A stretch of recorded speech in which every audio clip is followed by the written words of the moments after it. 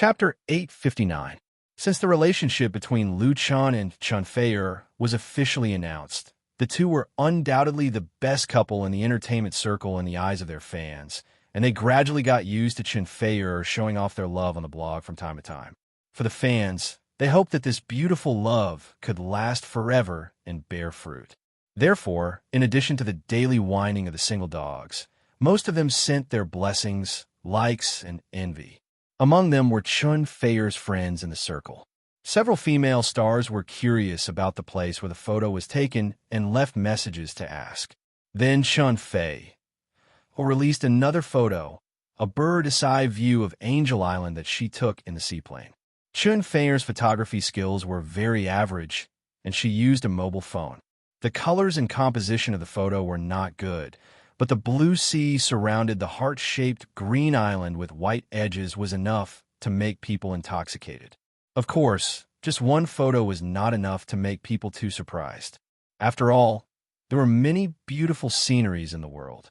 Celebrities would certainly choose scenic spots when they went on vacation. The heart-shaped island was very special, but it was not unique. What really shocked people was the content marked under the photo by Chun Fei. This island in the Maldives turned out to be a gift from Lu Chun to her, a gift for the 3rd anniversary of their relationship. This instantly blinded the eyes of countless people. I know that the two of you love each other very much, but isn't it too exaggerated to buy a small island in a holiday paradise as a gift for the anniversary of their relationship? There were many couples in the entertainment circle. Many gave their girlfriends a diamond ring and a sports car on their birthdays, and it was common for them to give their girlfriends a villa when they got married. But to give an island worth tens of millions of dollars, it was really beyond the imagination of most people. Therefore, there was no accident that it caused a sensation in the Waves blog. Not only did it quickly occupy the hot list of the blog's homepage, but it was also forwarded by many media and put on the entertainment headlines. Then soon there were people with great powers who dug out the origin of Angel Island.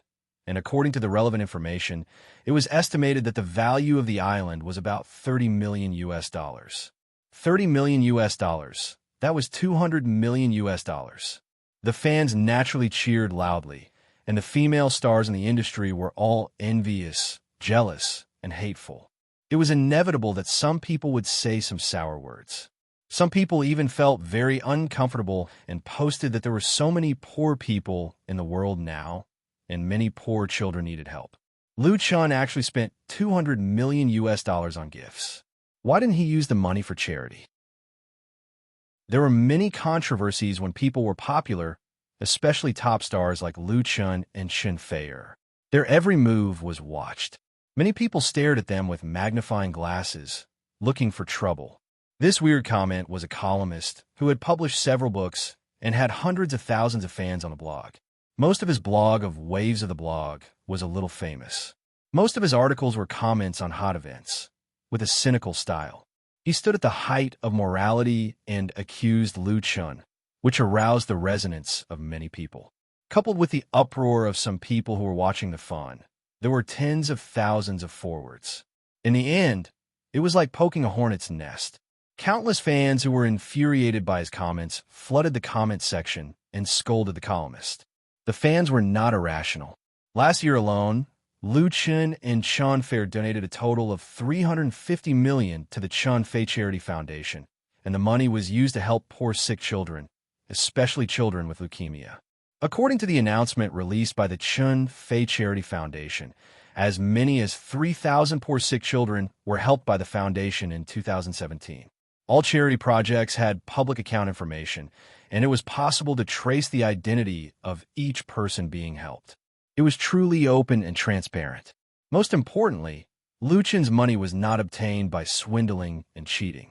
He earned it with his own talent and ability. What's wrong with spending 200 million yuan to give gifts in an open and above-board way?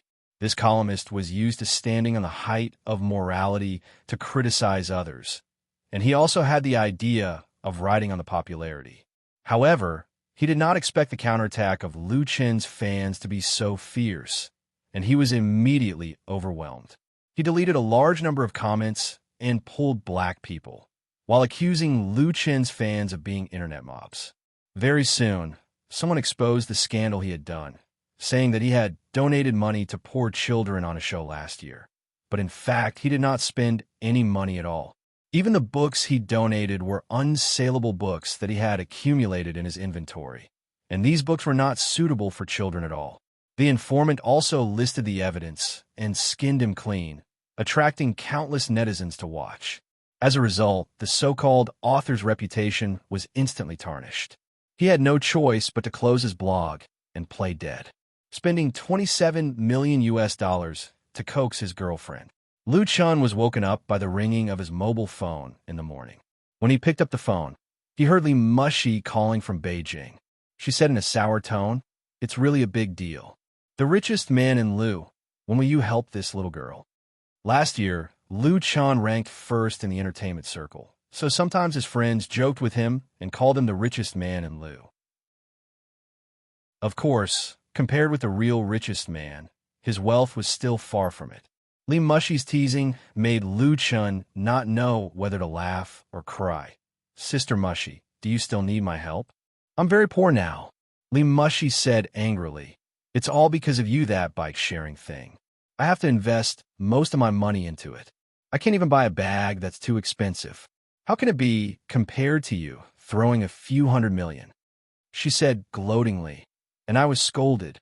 Lu Chen was speechless. "Sister Mushi, are you scolding me this early in the morning?" He saw the debate on the blog, and Chun Feier regretted taking the initiative to burst it out.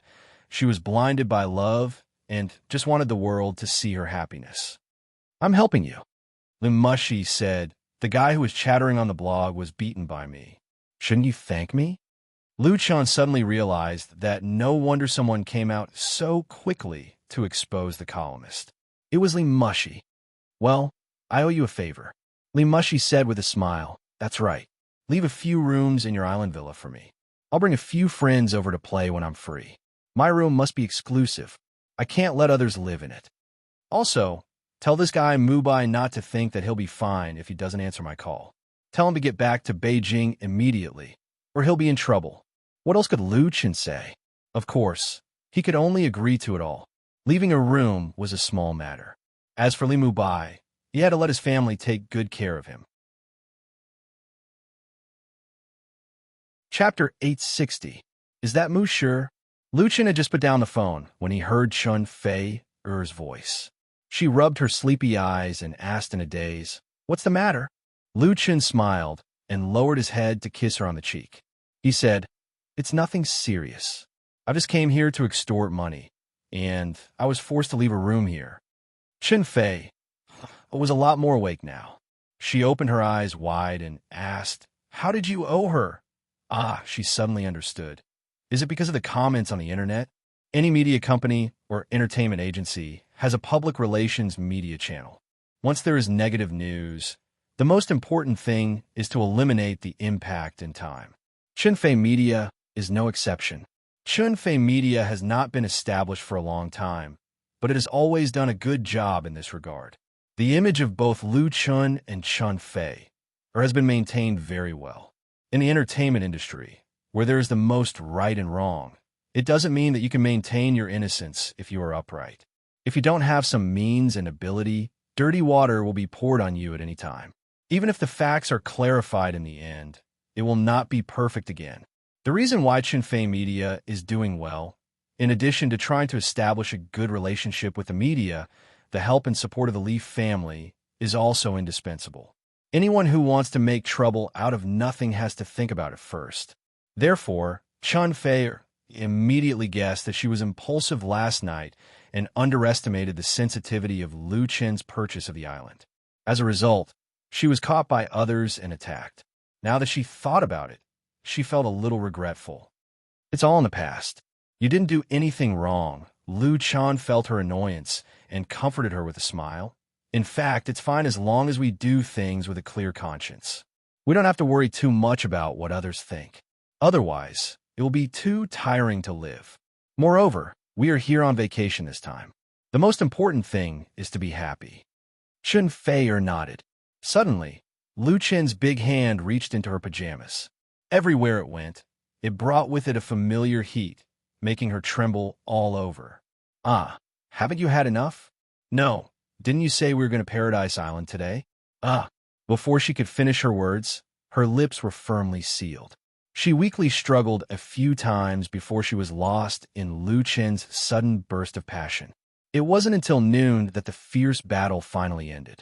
Chen Fei's body was as limp as mud. Her pretty face was blushing, and her red eyes were blurred. She leaned in Lu Chen's arms and quietly enjoyed the aftertaste of passion. She was so lazy that she didn't want to move at all. After a while, Chanfer murmured, "I really want to live like this forever." Lu Chen said, "If you want, I can accompany you." At this point, he had earned enough money that he wouldn't be able to spend it all in a few lifetimes. His career had also reached its peak, and it wouldn't be a problem for him to complete the rest of his work and retire. In the past, there was no lack of celebrities who suddenly retired at the peak of their career, leaving behind a legend. Chunfer thought about it seriously, but she still shook her head and said, "I'll get tired of it. Let's talk about it in a few years." Lu Chen laughed and patted her hair. He knew that she was still reluctant to give up her career. But no matter what choice Chan Fei made, he would support her unconditionally. Ah, Chan Fei's face suddenly changed. "I forgot. I'm not in my safe period."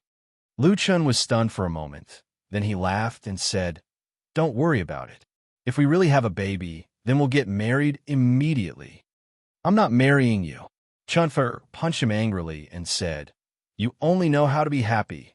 Lu Chen pressed her under his body again and laughed. "Aren't you happy too? Let's do it again." Chan Fei couldn't help but beg for mercy. "I was wrong. Please let me go." From last night to this morning, she had been tossed and turned. Her body was so soft that she couldn't even lift her body.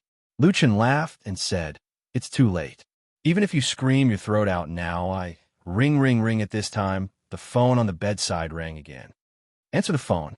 Chun Fei quickly pushed Lu Chen away, took the opportunity to get up, and ran to the bathroom. "I'm going to take a shower." Lu Chen angrily picked up the mobile phone and answered, "Hello?" Li Mubai's familiar voice came from the phone, and he laughed. "Brother Chun, you haven't gotten up yet? It's noon. Pay attention to your health. Don't work so hard with sister-in-law. Get up quickly. I'll wait for you at Hotel Kara on Paradise Island. I won millions this morning." Lu Chen sneered. "You better take care of yourself. You're still in the mood to gamble. Sister Mushy just called and asked me to take you back to the capital. Your family has arranged a marriage for you. Be a good groom." "What?" Li Mubai was so shocked that his voice changed. "Brother Chun, don't scare me." Lu Chen snorted. "Scare you? If you don't believe me, ask her yourself." After that, he immediately hung up the phone and let Li Mubai worry about him. Who told him to disturb his fun? It's best to scare this guy and run away again. Then no one will disturb the two of them to spend a sweet and wonderful holiday together. That night, Chun Fei updated her blog again. She once again posted more photos of Angel Island. Not only the beautiful island and the beach, but also the interior of the villa. All the photos were taken with a DSLR, and the effect and clarity were very high. At the same time, she also announced that every year, 3 lucky couples will be selected from her and Lu Chen's fans to hold a wedding on Angel Island. All the expenses, including the round-trip tickets, will be covered by Chun Fei Media. As soon as this blog post came out, it immediately caused a new sensation on the blog. The fans of the two were all shocked. They had never seen a star so generous to his fans. To hold a wedding on a private island in the Maldives, it would cost at least hundreds of thousands of yuan. 3 couples added together is not a small amount. To have the opportunity to go to the place shared by Lu Chen and Chun Fei, a real romantic place, to complete the most important ceremony in life, it will definitely be a beautiful memory that will never be forgotten. The fans' likes and reposts reached a crazy level in the blink of an eye, and the comments were countless. "What a beautiful island villa. I really want to go there once." What about those who are already married? Can they get married again? Begging for girls to get married. The opportunity will not come again. Single Dog said that they had been hurt by 10 million points, begging to get single next year to participate in the lottery. So happy. The heated discussion of these fans made the original criticism on the internet disappear. Lu Chun and Chun Fei put aside all the work and worries and enjoyed the warm time that belonged to the two of them. Chapter 861. Lu Chun woke up when he heard the sound of waves in the distance. When he opened his eyes, the first thing he saw was the ceiling decorated with plasterboard. The classical European patterns were cleverly pieced together, delicate and elegant. The floor-to-ceiling window, connected to the balcony in the bedroom, was open. The sea breeze blew through the door and window, bringing the smell and sound of the sea, as well as the warm and bright sunshine. It took Lu Chun a few seconds to remember that he was on vacation with Chun Fei on a small island in the Maldives. He couldn't help but reach out to touch it, and found that the other side of the bed was empty. "You're awake." At this time, Chun Fei walked into the bedroom with a silver plate and said with a smile, "Just in time for breakfast. Try my cooking." There was milk, fried eggs, toast, bacon, and so on the plate. The aroma of the hot food was tempting. Lu Chun couldn't help but move his index finger and immediately sat up. He was not in a hurry to wash up. He first ate the breakfast that Chun Fei made. He was satisfied. As soon as he finished eating, Chun Fei thoughtfully gave him a clean hot towel. Lu Chun took it and wiped his mouth. Then he grabbed her and held her in his arms. Chun Fei smiled and said, "Don't be naughty. It's time for you to exercise." Lu Chun held her in his arms and said with a long sigh of relief, "I don't want to move anymore." The past few days on Angel Island were undoubtedly the most enjoyable period of his life. He left all his work and ignored the disturbances of the outside world. He quietly enjoyed the time that belonged to the two of them on this small island far away from the hustle and bustle of the world with his beloved. In the morning, he woke up naturally or had a morning passion, ate some breakfast, exercised, sat on the balcony and read a few pages of books, or went fishing on a small pier. The morning passed quickly. At noon, he took a nap, got up, and went to the beach to bask in the sun or swim. After dinner, he strolled on the island or lit a bonfire to sing and dance. Sometimes he snuggled up to each other and enjoyed the bright Milky Way in the night sky. Unfortunately, the better the time was, the shorter it seemed. They would go back in one day. Although they had the right to be willful, they were not that willful after all. Let's look forward to our next visit. On October 29th, Lu Chun and Chun Fei left Angel Island and flew back to the capital from the Maldives. At the same time, the first song of The Smiling, The Proud Wanderer, Sword of Mount Hua, was officially released in all the cinemas across the country.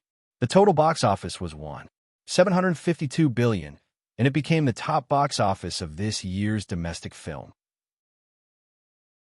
Although there was still 1 month to go, the industry generally estimated that The Smiling, The Proud Wanderer was already the champion, because it was unlikely that the domestic movies released in November and December could break the record. In addition, the peripheral sales of The Smiling, The Proud Swordsman were 265 million yuan, which added up to 2 billion yuan. This did not include the copyright sale of The Smiling, The Proud Swordsman at the Shanghai International Film Festival, and the brand authorization. The profits were so high that many people were green with envy. The profit of The Smiling, The Proud Martial World could be calculated. 752 billion in box office meant about 800 million in profit. After deducting the cost of 300 million, there would still be 500 million in net profit. The 265 million could be earned back almost 200 million from the peripheral sales, 150 million from the copyright sales, and nearly 100 million from the brand licensing. On this movie, Chun Fei Media could calculate that the profit was as high as 1 billion, which was more than 3 times the investment.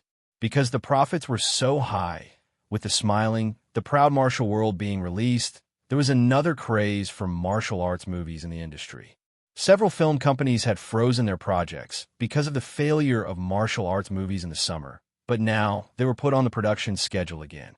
The value of martial arts novels, especially the popular martial arts novels, skyrocketed. The ups and downs made people sigh at how fast the trend changed. Outside the circle, the smiling, the proud swordsman brought a new trend of martial arts. This trend of martial arts should be said to have started when the smiling, the proud martial world was selling like hotcakes in the morning. Later it was hyped up by Young Jianghu, but because of the box office failure of Young Jianghu, it quieted down. Now, the smiling, the proud martial world was a great success.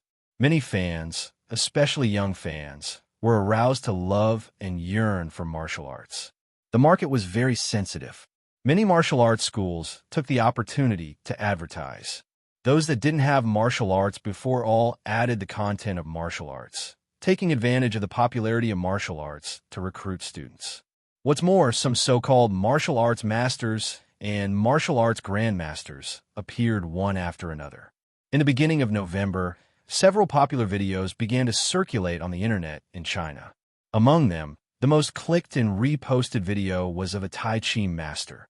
In the video, this master, who was in his 50s or 60s, demonstrated his martial arts. Under the siege of more than a dozen strong students, he defeated them with a wave of his hand. Whenever those students touched his body, they were bounced back, and some even fell to the ground in a sorry state. With the popularity of martial arts, this video immediately caused a heated discussion among countless netizens. Damn, is this the legendary internal energy? Is there really such a magical martial art? My grandpa also practices Tai Chi, but it's just for fitness. It's so fake. Can you guys practice your acting skills a little more? It can't be fake. Maybe he has real skills. It's a miracle. In addition to the video of this master, the other videos were almost the same. There are performances of breaking stones on one's chest, drilling one's head with an electric drill, splitting bricks with bare hands, running over one's body, and so on. So some fans forwarded the video and tagged Lu Chun on his blog, asking about the authenticity of the video. Lu Chun was the creator of martial arts, and he also made a martial arts film like The Smiling, The Proud Martial World. In the eyes of his fans, he was very authoritative in this aspect. Lu Chun returned to the capital at the end of last month. He stayed there for a day and participated in an endorsement event. After that, he flew to Ningxia to continue the shooting of The Smiling, The Proud Martial World. However, Lu Chun also noticed the recent appearance of these videos on the internet. In response to the fans' inquiries, he straightforwardly replied, "Hard skills can be trained. Nigong is a novelist word. As for the performance of using real strength to resist people, that is a liar." Because of Lu Chun's influence, all the media reported it with the title, "Lu Chun thinks Tai Chi masters are liars." Soon, there was a lot of controversy on the internet, and several masters who were named were extremely angry. They refuted Lu Chun through their own blogs, saying that Lu Chun ignored the facts and disrespected his predecessors. They even wanted to teach Lu Chun a lesson. Chapter 862. In the 70s and 80s, there was a Qigong craze in the country. At that time, many so-called Qigong masters emerged, all of them claiming to have mastered special abilities. They opened forums to give lectures, widely recruited disciples, and even published books, fooling a large number of people. At that time, under the deception of a certain master, many people thought that they could receive cosmic signals with a fine steel pot on their heads, and then they became immortals and became immortals, which made a ridiculous farce. Later, under the attack of the country, these masters disappeared. With the arrival of the information age, people's wisdom gradually improved. Although the phenomenon of fraud was not completely eliminated, it did not cause any trouble. When Lu Chun was determined to create a big wuxia IP, he had conducted relevant investigations and consulted a lot of information, so he knew the situation very well. At that time, there were some old-style wuxia films in China and Hong Kong, which were related to this Qigong craze. He didn't expect that the new wuxia craze that he had created would also cause some dregs to rise up and change their names to martial arts masters and martial arts grandmasters. Their tricks were not much different from decades ago, but they used the internet as a platform to hype themselves up. For example, the video of Wang Fong, who sent more than a dozen people flying, was widely spread on the internet, and he was found out to be a disciple of a Qigong master in those days. Lu Chen could not tolerate this kind of swindler coming out to swindle people openly and smearing a layer of mud on the wuxia culture he advocated. Therefore, he directly denounced the swindler as a swindler on his blog and called on his fans not to be gullible.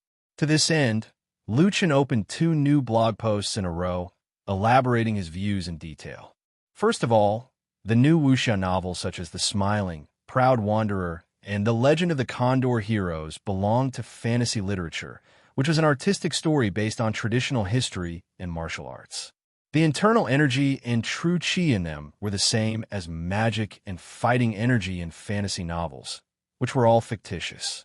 Secondly, Chinese martial arts had a long history, but the situation of inheritance was quite serious. The ancient martial arts skills have been passed down to the present day and had changed a lot.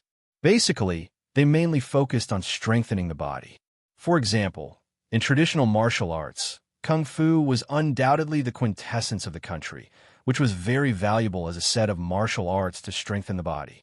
But to make internal energy for Kung Fu was not a problem in novels or movies, but it was nonsense in reality.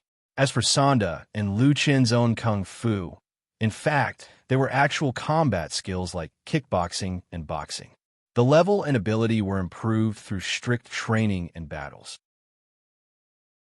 Any healthy person could learn it, and there was nothing mysterious about it. Therefore, it was a compliment to say that Wang Feng's videos were magic tricks. It was purely acting. The people who were sent flying and fell were all actors, which could not be believed at all. As soon as Lu Chen's blog post came out, he immediately got the support and approval of his fans. Although some water armies were still clamoring in his blog, they couldn't set off any storm. After writing 2 blog posts, Lu Chen no longer paid attention to this matter because there was no need at all. If he really cared about those people too seriously, it would give the other party a chance to hype up. Kung Fu was divided into 3 parts, namely Sword of Mount Hua, Invincible East, and the Final Battle. They were scheduled to be finished within this year. The Sword of Mount Hua had been released during the National Day and was a great success. Therefore, Lu Chen changed the shooting and production plan of the next 2 parts and postponed Invincible East, which was originally released during the Spring Festival, to the summer. The reason was actually very simple. Sword of Mount Hua was so successful that the audience's appetite had been raised. If the story and production quality of the second part could not be maintained or exceeded, it would inevitably affect the reputation of the series and the box office of the third part. The reason was actually very simple. It was because Sword of Mount Hua was too successful and the audience's appetite had already been raised to a very high level. If the second installment's storyline and production quality could not be maintained or surpassed, it would definitely affect the series' reputation and the box office of the third installment. Moreover, several film companies were preparing to shoot Kung Fu movies. The pressure of competition for Invincible East was no less than that of Sword of Mount Hua, if not even greater. Generally speaking, it was very difficult to make a sequel, especially if the first part was very successful. People would naturally compare it, which would be a lot of pressure for the director and the actors. And Invincible East is Lu Chen's first film directed by him. Lu Chen specially invited the famous director Chen Guoji to direct The Sword of the Proud, Smiling Wanderer, Sword of Mount Hua. He himself was the action director. At the beginning, Chen Guoji said that he would only direct 1 movie and would not make a sequel. Lu Chen had also considered inviting other directors to replace Chen Guoji, but in the end, he chose to direct it himself. In order to become a qualified director, Lu Chen not only squeezed out a lot of time to learn, but also earnestly learned from Chen Guoji during the shooting of Sword of Mount Hua. Chen Guoji had always appreciated Lu Chen, and he was very supportive of Lu Chen's ideas, so he gave him a lot of guidance. It could be said that Sword of Mount Hua was completed by the 2 of them together. Through the training of this blockbuster film, although Lu Chen's directing skills could not be compared with Chen Guoji's, it was basically no problem for him to finish a commercial film independently. Nevertheless, Lu Chen was not arrogant and conceited. In the process of directing and shooting the new film, he strived for excellence, especially in the design of action scenes. It can be said that he was under great pressure. 10. Under such circumstances, it was completely unrealistic to rush the schedule. Liu Chun did not want to ruin the reputation that he had worked so hard to build up. In order to ensure the quality, he had to make double efforts, so it was necessary to delay the release of Invincible East. On November 15th, the crew of the Smiling, Proud Wanderer arrived in Yu Province. Mount Song was the most important shooting location for the second two parts of the Smiling, Proud Wanderer. The crew would film here until the Spring Festival. Mount Song was located in the west of Yu Province, northwest of Dangfeng City, and west of the ancient capital Luoyang. It belonged to the Funyo Mountains, with a total area of about 450 square kilometers. Composed of Mount Taisher and Mount Shaosher, it had a profound cultural heritage. It was the birthplace of Zen Buddhism and the holy land of Taoism. It was the middle mountain of the five sacred mountains. This famous mountain had a long history and cultural tradition. Since ancient times, countless literati and poets had left countless articles and poems, as well as many historical relics, which were very suitable for the story background of the Smiling, Proud Wanderer. The two major sects in the Smiling, Proud Wanderer, Shaolin Temple, and Mount Song sect were both located in Mount Song. In addition, in order to save time and cost, the exterior of Blackwood Cliff was also completed in Mount Song.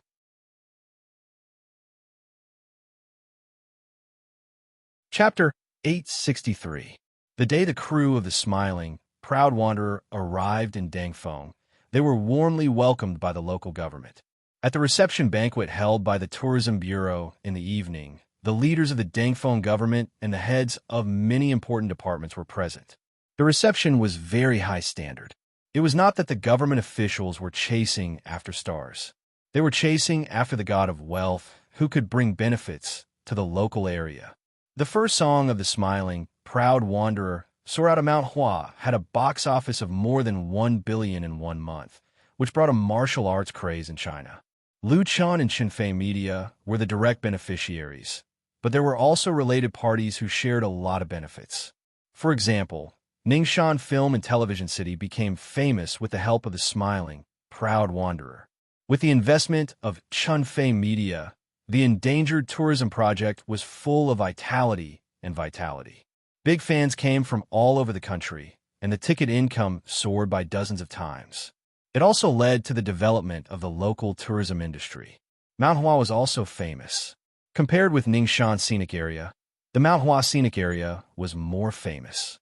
The positive influence of the Smiling, Proud Wanderer was not as great as Ningxia, but it was enough to make the local tourism department happy.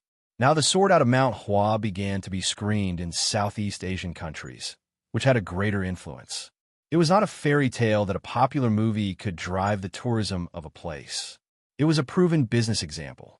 It was reasonable that Dangfeng City was enthusiastic about the arrival of the crew of the Smiling, Proud Wanderer. Dangfeng City was a famous historical city. The Xia dynasty built its capital in Dangfeng, which was called Yuduyang City.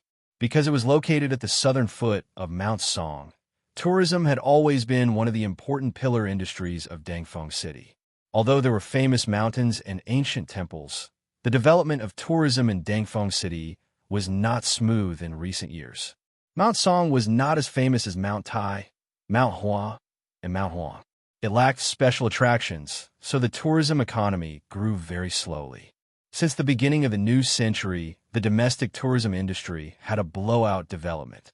The number of domestic and foreign tourists increased greatly, especially during holidays. The popular attractions were often crowded, which created a lot of benefits for the local economy. The tourism industry was too big, and there were too many places that wanted a piece of it. Therefore, the competition was very fierce. Nowadays, tourists not only wanted to have fun, but also to have special attractions. In this regard, Dangfeng City's competitiveness was not strong enough. The government had tried to build a new tourism economy several times, but the results were not satisfactory. Therefore, when Xinfei Media took the initiative to contact the relevant departments of Dangfeng City and applied to shoot the Smiling, Proud Wanderer in Mount Song, The local authorities were overjoyed and immediately reported it to the municipal government. The head of the government directly made the decision to cooperate with the production team to the greatest extent and personally attended the reception. Mr. Lu Chun, Miss Chunfa, the mayor of Dangfeng City, was surnamed Lu. He was a handsome, middle-aged man with an elegant temperament. He held up his wine glass and said with a smile, "On behalf of the 500,000 people in Dangfeng City, I welcome your arrival. I also hope that the crew of the smiling, proud wanderer can shoot smoothly in Dangfeng City and bring the scenery of Mount Song to the whole country." Lu Chun and Chun Fei stood up and clinked glasses with him. Lu Chun smiled and said, "Thank you, Mayor Lu. We will definitely work hard." Although the people of Dangfeng City showed great enthusiasm because they needed help from the crew, Lu Chun did not think that they were spoiled, because friendly cooperation was beneficial to both sides. The crew of the smiling, proud wanderer was shooting in Mount Song, which could bring great benefits to Dangfeng City. The strong cooperation of the local government could also save the crew a lot of trouble and a lot of money. Therefore, Lu Chun maintained enough respect for the mayor of Dangfeng City, which also made the atmosphere of the banquet extraordinarily harmonious and friendly. Mayor Lu drank up the wine in his glass and said, "Our government will fully cooperate with your crew. If you need anything, just tell us. As long as we can solve it, we will not delay or be perfunctory." What he said was not polite, but a real promise. Lu Chun thought for a moment and said, "There is really one thing that needs your support." Mayor Lu was stunned for a moment and then said with a smile, "Okay, let's sit down and talk." After sitting down again, Lu Chun thought about what to say and then said, "Mayor Lu, our crew came to Dangfeng City this time to shoot mainly for 3 scenic spots, one of which is the Shaolin Temple." Mayor Lu nodded and said, "Well, I know the Shaolin Temple. It is an ancient temple with a long history. Is there a problem?" There was a big problem. In Lu Chun's dream world, there were thousands of temples in the world, and the Shaolin Temple was the most famous, to the point that everyone knew it. It was also the most famous tourist card of Dangfeng City, even overshadowing Mount Song itself. But in reality, the Shaolin Temple was not famous at all. In the Mount Song scenic area, it was just a relatively famous jungle. In the whole country, it could not even be ranked second or third. Before coming to Dangfeng City, Lu Chun deliberately asked people to go to the Shaolin Temple to take a lot of photos and videos. As a result, he found that the world-famous temple in the dream world was quite old and even a little dilapidated, lacking adequate repair and construction.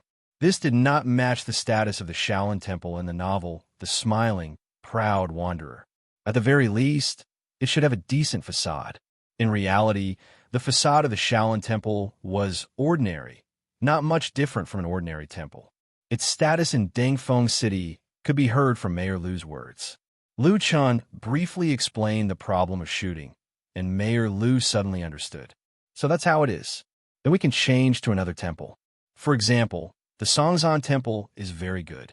At worst, we can change the temple sign temporarily." The Songzhan Temple was the largest jungle in Mount Song, with the famous Songzhan Temple Pagoda. It was a national cultural protection unit. The local government allocated a lot of money for maintenance and repair every year, which was much better than the Shaolin Temple in all aspects. Lu Chun also knew about the Songzhan Temple. He smiled and said, "Part of the Songzhan Temple can be used, but I hope to put more shots in the Shaolin Temple." After a pause, Lu Chun continued, "Chunfei Media is willing to donate 30 million to the Shaolin Temple for the repair and construction of the temple. I only hope that the government can give support and complete the specific work as soon as possible to meet the needs of our shooting." Donating 30 million to the Shaolin Temple for repair and construction, just for the shooting needs? Lu Chun's proposal surprised the officials, including Mayor Lu. Was it necessary?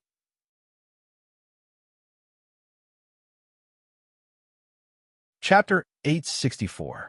Dangfeng City has such a grand reception for the crew of the Smiling, Proud Wanderer. Of course, they have a lot of understanding of Lu Chun. They know that Chunfei Media has strong strength.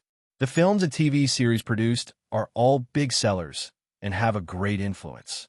They wanted to use this influence to promote the development of local tourism with the help of the smiling, the proud wanderer. But they didn't expect that Lu Chun would donate a huge sum of money to Shaolin Temple. Everyone was stunned. Mayor Lu was not an ordinary person after all. He kept calm and asked, "Mr. Lu Chun, what is the nature of your donation? We can discuss it." In his mind, Lu Chun couldn't take out 30 million for nothing. He said that he needed the support of the government to cooperate with the shooting, but he was just being polite. He had expressed his strong support before. Dongfeng's sincerity was beyond doubt. Lu Chun smiled and said, "That is the nature of the donation.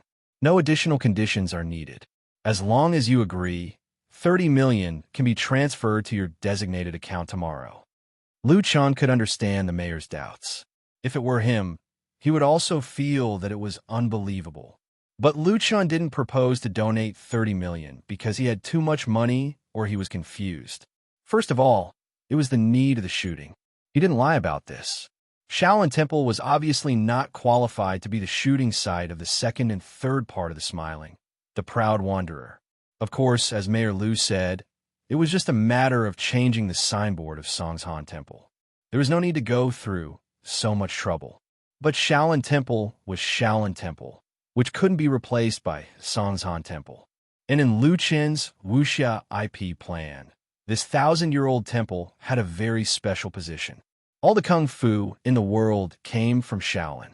In the smiling, proud wanderer, the heaven sword and dragon saber, demigods and semi-devils, and other wuxia works, Shaolin Temple was the leader of the martial arts world. It couldn't be an old and run-down temple, right? If Lu Chun wanted to promote wuxia culture, he couldn't ignore Shaolin Temple. And Shaolin Temple's historical origin was also very suitable for wuxia culture. It was easy to change the signboard of Shaolin Temple, but the most essential thing would be lost. Therefore, not only can the Shaolin Temple not be touched, but must also be perfected and become a real hot spot. Now that he had invested 30 million yuan, he could get 10 times or even 100 times the return in the future. The most direct benefit was this cause and effect. In the future, it would be simple and easy to shoot in the Shaolin Temple. The local government would get substantial benefits and would also strongly support and cooperate. The officials, including Mayor Lu, finally realized that Lu Chun was not joking.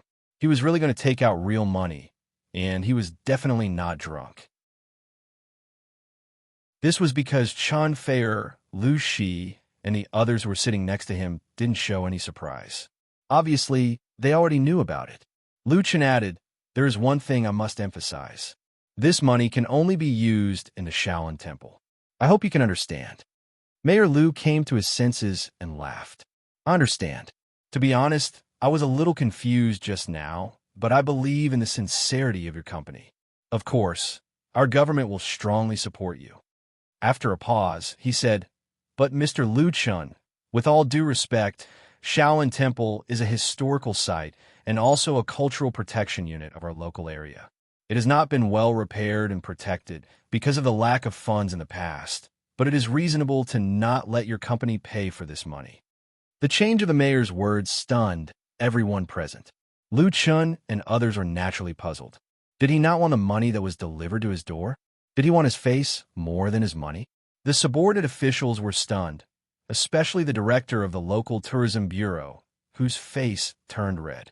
Even if this money was earmarked for special purposes, it would also be of great benefit to the overall situation of the tourism industry of Dangfeng City. Why did Mayor Lu reject the goodwill of Qinfei Media? He wanted to shout a few times, but he didn't dare to speak. The depression in his heart was really speechless. Mayor Lu smiled and said, "However, we really need the help of external funds. So my suggestion is to follow the Ningxuan model and set up a Songshan Shaolin Temple Industrial Development Company, which will be operated by our municipal government, Shaolin Temple, and Qinfei Media. What do you think, Mr. Lu Chun?"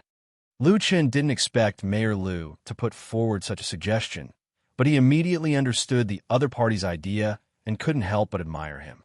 This great mayor really had a high standard. On the one hand, Dangfeng City could accept the capital investment of Qinfei Media in a righteous and dignified manner, build a new tourist hotspot around the Shaolin Temple, and promote the local tourism industry. On the other hand, it was also to tie Chunfei media to this chariot, which was conducive to future development.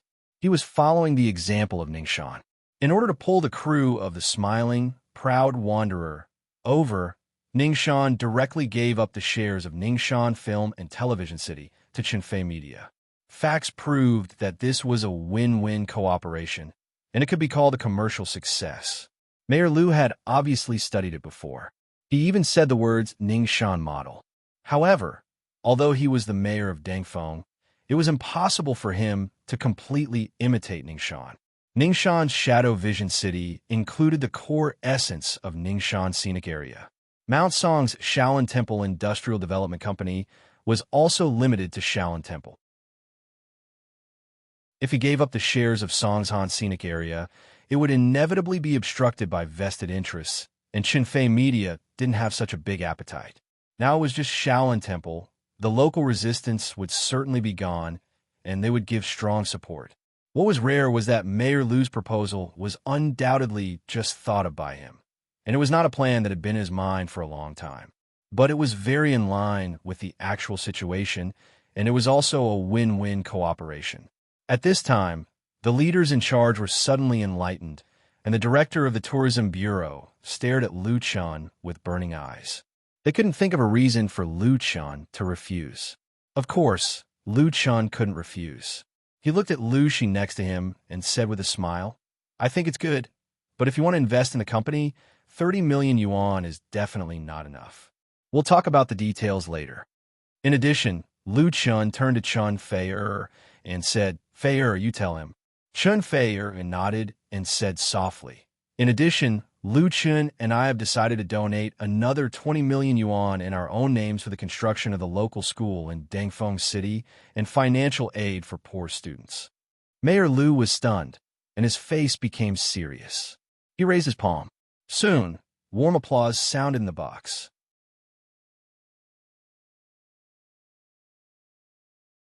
Chapter 865.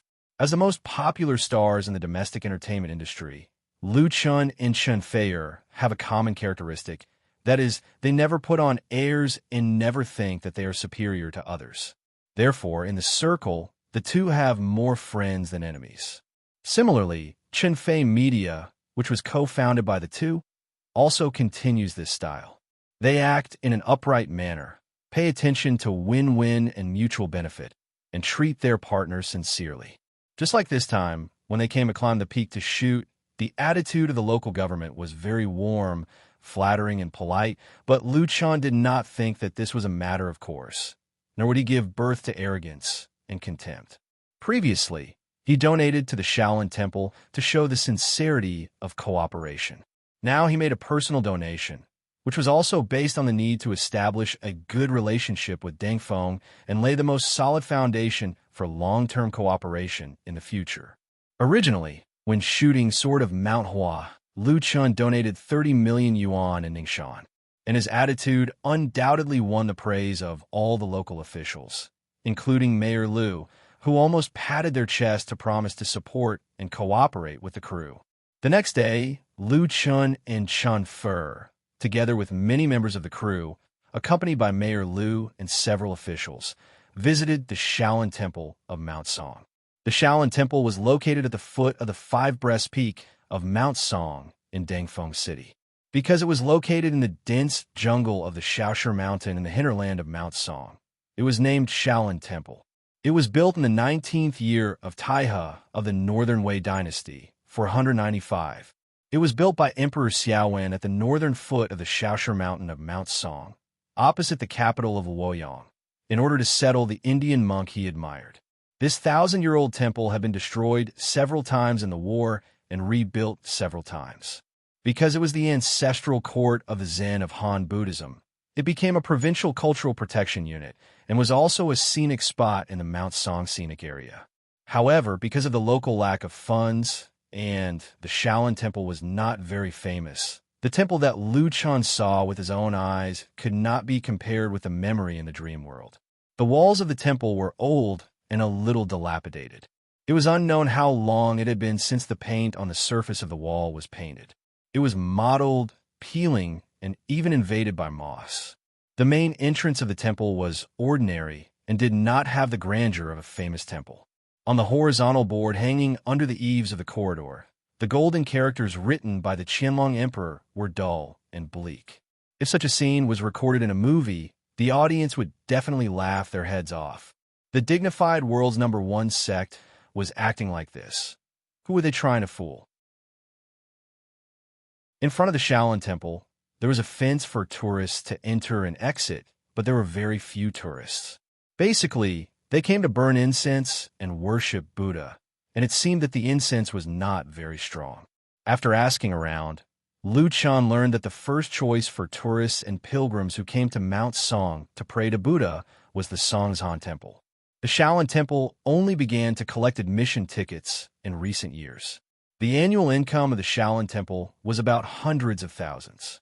Speaking of this, the local tourism bureau chief was very embarrassed because they proposed to set up a Shaolin Temple industrial development company, and the Shaolin Temple itself was not a very good asset. Hundreds of thousands of admission fees a year. Lu Chen was a little speechless when he heard this. In the dream world, this 1,000-year-old temple was known as the world's #1 temple, and its reputation spread all over the world. The annual income from admission tickets alone was as high as 300 to 400 million, plus other income. The benefits created were quite amazing. However, the success of the Shaolin Temple in the dream world was not without reason. At first, it was also very bitter. Later, because of the movie Shaolin Temple, it became very popular in the country, and it ushered in a leap of development. In the real world, without this movie, the Shaolin Temple had been silent until now. Lu Chan had a faint feeling that he was creating history, so he did not care about the current predicament that the Shaolin Temple was facing. He came to change. However, although it was dilapidated, there were still real things in the Shaolin Temple, such as the Sutra Depository and the Pagoda Forest, especially the Shaolin Pagoda Forest, which had more than 240 brick and stone tombs from the Tang Dynasty to the Qing Dynasty. The tombs of these Shaolin monks were of different sizes, thicknesses, and forms. At present, the Shaolin Temple was applying to become a national cultural protection unit. In addition, there were also Dharma Cave, Dew Terrace, and other attractions.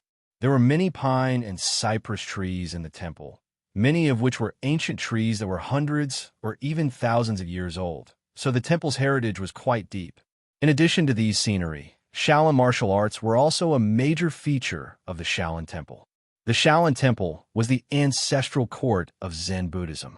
Zen Buddhism focused on enlightening one's mind, seeing one's nature, and achieving enlightenment to become Buddha. The monks practiced martial arts to achieve the goal of restraining one's mind and nature, and to stop thinking and meditate. At the same time, it also had the intention of strengthening one's body and prolonging one's life. The Shaolin Temple had always had the habit of raising monk soldiers. The Shaolin Temple's warrior monks were quite famous.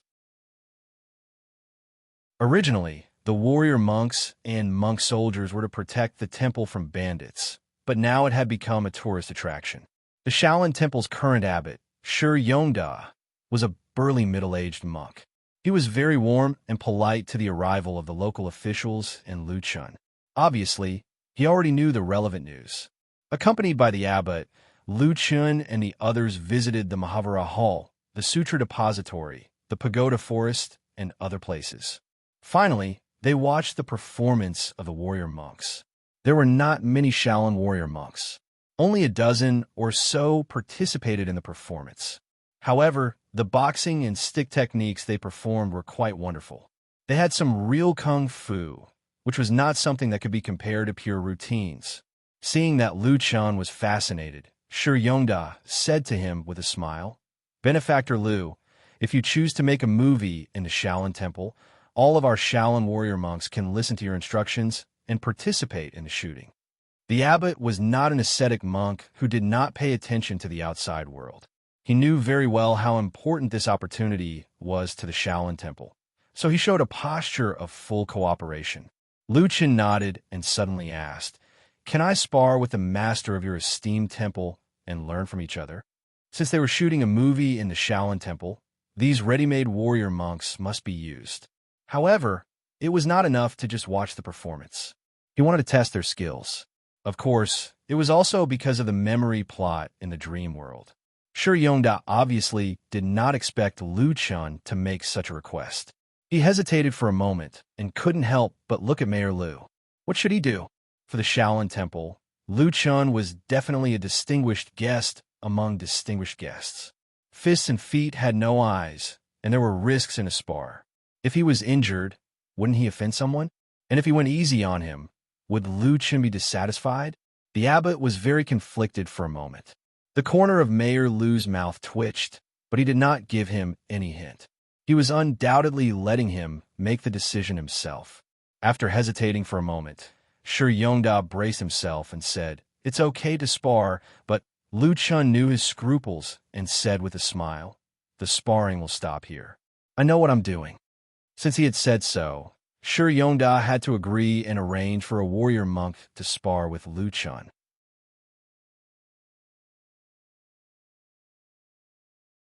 Chapter 866. Shaolin Kung Fu had a long history and could be traced back to more than 1,500 years ago. In the last years of the Sui dynasty, 13 Shaolin monks helped Tang Emperor Li Shimin to defeat Wang Shichong, and Shaolin Kung Fu gradually became famous. During the 5 dynasties, the eminent monks of Shaolin Temple invited 18 martial arts masters to perform in the temple. They practiced for 3 years, learning from each other's strong points and keeping the essence. They compiled the Shaolin Fist Manual. It could be said that from the Sui, Tang, Jin, and Yuan dynasties, Shaolin martial arts developed rapidly and gradually matured. Shaolin Temple became famous for its martial arts in the Ming and Qing dynasties, especially during the Jiajing period of the Ming dynasty. More than 80 Shaolin monks, led by Yue Kong and others, bravely went to the battlefield and defeated the enemy. More than 30 monks died for the country and wrote a sad story. On the contrary, in modern times, with the invasion of Western civilization, the Shaolin Temple gradually declined and became silent. Today, its reputation is not prominent, and it has become an ordinary ancient temple scenic spot. However, although the temple had been destroyed by the flames of war several times, the Shaolin martial arts and the legacy of the Shaolin monks had never been cut off. To this day, the Shaolin Temple still retained a team of about 20 monks who practiced diligently every day. The monk chosen by the abbot of Shaolin Temple, Shi Yongda, to spar with Lu Chun was also a monk of the Shi generation, Shi Yongzhen. He was about 30 years old, tall and sturdy, with a rough appearance, thick eyebrows, big ears, and a pair of bright eyes. The joints on his hands were exceptionally thick, and they were covered with calluses. Obviously, he had been practicing martial arts for many years. What a fierce warrior! Seeing this monk, Lu Chun could not help but marvel in his heart. This trip to Shaolin Temple on Mount Song was really the right choice. Just now, he was worried that Shi Yongda would be reluctant to send out a real master, so the competition would be meaningless. Shi Yongzhen raised his palm and bowed to Lu Chun. Shi Yongzhen of Shaolin Temple greets you, benefactor. His voice was deep and rough, and there was an indescribable power in his movements. This kind of martial artist's aura could not be seen or touched, but others could feel it. Mayor Lu, who accompanied Lu Chun, couldn't help but have his face change slightly, and his eyes couldn't help but look at Shi Yongda. This monk looked very powerful. Was it really appropriate for him to compete with Lu Chun? If he were to hurt the honored guest, Shi Yongda gave Mayor Lu a reassuring look. He was very confident in his junior brother's strength. Moreover, only a true master could control and release his strength freely in a competition. In this way, he would not damage Shaolin Temple's reputation, and he could also control the rhythm and not hurt his opponent. Lu Chun cupped his fists in return and said, "Please advise me, master." Ever since the battle with Li Cheol-sung, the founder of the Korean Taekwondo Muzong sect, at the beginning of the year, although many people had challenged Lu Chun had never fought with outsiders again. He usually fought with the members of the Lu family squad. This battle with the Shaolin monks had once again aroused his desire to fight. Since Lu Chun was well prepared before he came, he only wore clothes and shoes that were convenient for him to move around in. He only took off his outer clothes, and after a simple warm-up, he began the official match with Shi Yongjin. The others stood at the edge of the martial arts arena to watch, and some staff members set up cameras to record. Such a scene had to be recorded. Shi Yongjin made the first move. With a deep roar, he strode forward and punched straight at Lu Chun. What the Shaolin monk was displaying was the famous Shaolin fist. The Shaolin fist was strong and powerful, simple and unadorned. Its moves were simple but beneficial for actual combat. It was not something that ordinary routines could compare with. When Shi Yongjin moved forward, his feet rose, knees followed, and hips chased were very standard. His lower body was as stable as Mount Tai, and his punches were fierce and powerful. He deeply understood the essence of punching in a line, showing his profound foundation. When he punched, the wind from his fist howled, but he still retained some strength. Even so, Lu Chun didn't dare to meet the attack head-on. He immediately moved to dodge, and at the same time, twisted his waist and raised his right leg to kick at his opponent like lightning. Shi Yongjin's reaction was very fast. When his fist missed, he immediately crossed his arms to block Lu Chun's side kick. Bang! The collision of a leg and arm produced a dull sound. Shi Yongjin's body suddenly swayed, and a trace of surprise flashed on his dark face. The strength of Lu Chun's leg was beyond his expectation. This Shaolin monk finally became serious. He turned around and punched again, this time increasing the strength of his fist to 90%. Shi Yongjin's fists were firm and ferocious. Every move he made was either attacking or defending. There were no showy moves, but every instantaneous change in his fist could achieve the three effects of blocking, defending, and attacking. His fists were upright and upright, so every move he made gave people a soul-stirring feeling, causing people to be unable to help but break out in cold sweat for Lu Chun. If it was just a competition of strength and foundation, Lu Chun was not as good as this monk who had trained hard in the Shaolin Temple for more than 20 years. In a head-on confrontation, he would most likely lose. But Lu Chun's advantage was that he was flexible and his reflexes were very fast. Moreover, his self-created kung fu gave him a natural advantage in close combat, so his punches and kicks were evenly matched with Shi Yongjin. Bang, bang, bang. Both sides fought back and forth. In the blink of an eye, they had exchanged more than 10 rounds. Shi Yongjin was gradually getting angry, while Lu Chun was getting more and more excited. It was hard to find an opponent. With his current status, it was impossible for him to go around and compare notes with others. At most, he would fight with the Lu family's class in the training hall. It was difficult for him to go all out and fight to his heart's content.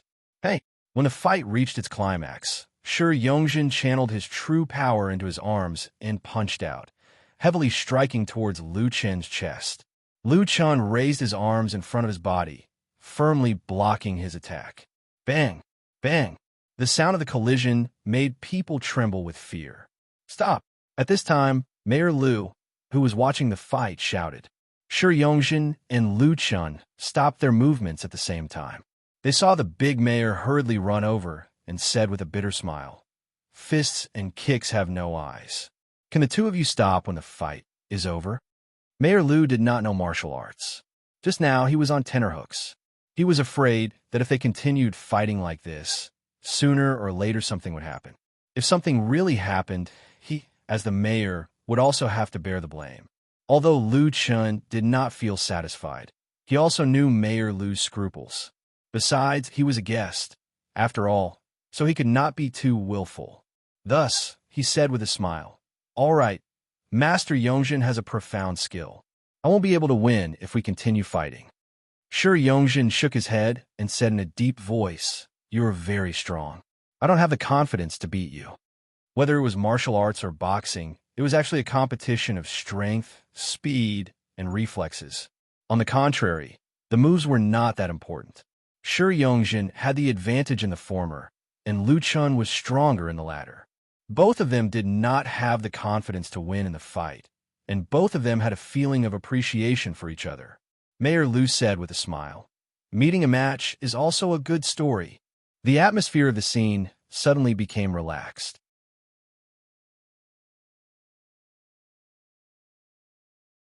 Chapter 867. After the competition, Lu Chun and the others had a vegetarian meal in the Shaolin Temple. The vegetarian meal in the Shaolin Temple was quite famous. The chef was a national super chef, and his annual salary was millions. However, he was born in Shaolin and believed in Buddhism, so he had been working as a chef in the temple. Lu Chun and the others were full of praise for the vegetarian meal, and many details of the cooperation were finalized during the meal. For the Shaolin Temple, the Shaolin Industrial Development Company, which was jointly established by the Dangfeng city government and Chenfei media, was like a pie falling from the sky, and they welcomed it with open arms. Shi Yongda, the abbot of the Shaolin Temple, was not a pedantic person. He was very supportive of this cooperation. Therefore, except for some specific terms, the general intention of the three parties was basically settled, and there were no major obstacles. After the vegetarian meal, Shi Yongdao warmly invited Lu Chun to leave a calligraphy for the Shaolin Temple. This was also the custom of the temple. When there were important guests visiting, they would ask them to leave their calligraphy to show their respect. Of course, not everyone knew calligraphy, and it was the same to sign and leave their name. The great abbot had some understanding of Lu Chun and knew that Lu Chun knew calligraphy. Otherwise, his proposal would offend people instead of joining in the fun. Lu Chun thought for a moment and agreed. When Lu Chun was a child, he learned calligraphy from his grandfather and won the first prize in the city's primary school calligraphy competition. As a representative of Binhai City, he participated in the provincial competition. It was not until he was in high school and university that he gradually abandoned it. However, his foundation was still there, and under the influence of Mo Ran in the dream world, he occasionally took time to practice martial arts. He had also written about it on his blog. So many people knew that his handwriting was good. In the meditation room of the Shaolin Temple, Lu Chun picked up a brush and wrote on the rice paper. The world's martial arts come from Shaolin. His calligraphy could not be said to be very strong, and it was certainly much worse than a real calligrapher, but it was definitely among the best in the entertainment circle. Moreover, he practiced martial arts in Shaolin, so his writing had the momentum of martial arts. These few words were written with great strength, and the brush was like a dragon swimming in the air. Good writing! Both Mayor Lu and Shi Yongda praised in unison. Both of them knew calligraphy, especially Shi Yongda, who was an expert in this field. Naturally, he could distinguish the quality of the calligraphy. As a young man in his 20s and not a professional calligrapher, Lu Chun's calligraphy was very good. The most important thing was that the 7 words, "All the martial arts in the world originate from Shaolin," raised the status of Shaolin Temple to a very high level. Lu Chun was not exaggerating. The saying, "All the martial arts in the world originates from Shaolin," had existed since ancient times, but not many people knew about it. Most of those who knew about it did not agree with it. Shaolin Temple was not in a position to boast about itself. As an extremely influential celebrity, Lu Chun's praise for Shaolin Temple was stronger than any advertisement. Shi Yongda immediately decided to frame it properly and place it in the reception hall for all the guests to see. After the trip to Shaolin Temple, Lu Chun and his companions returned to the hotel.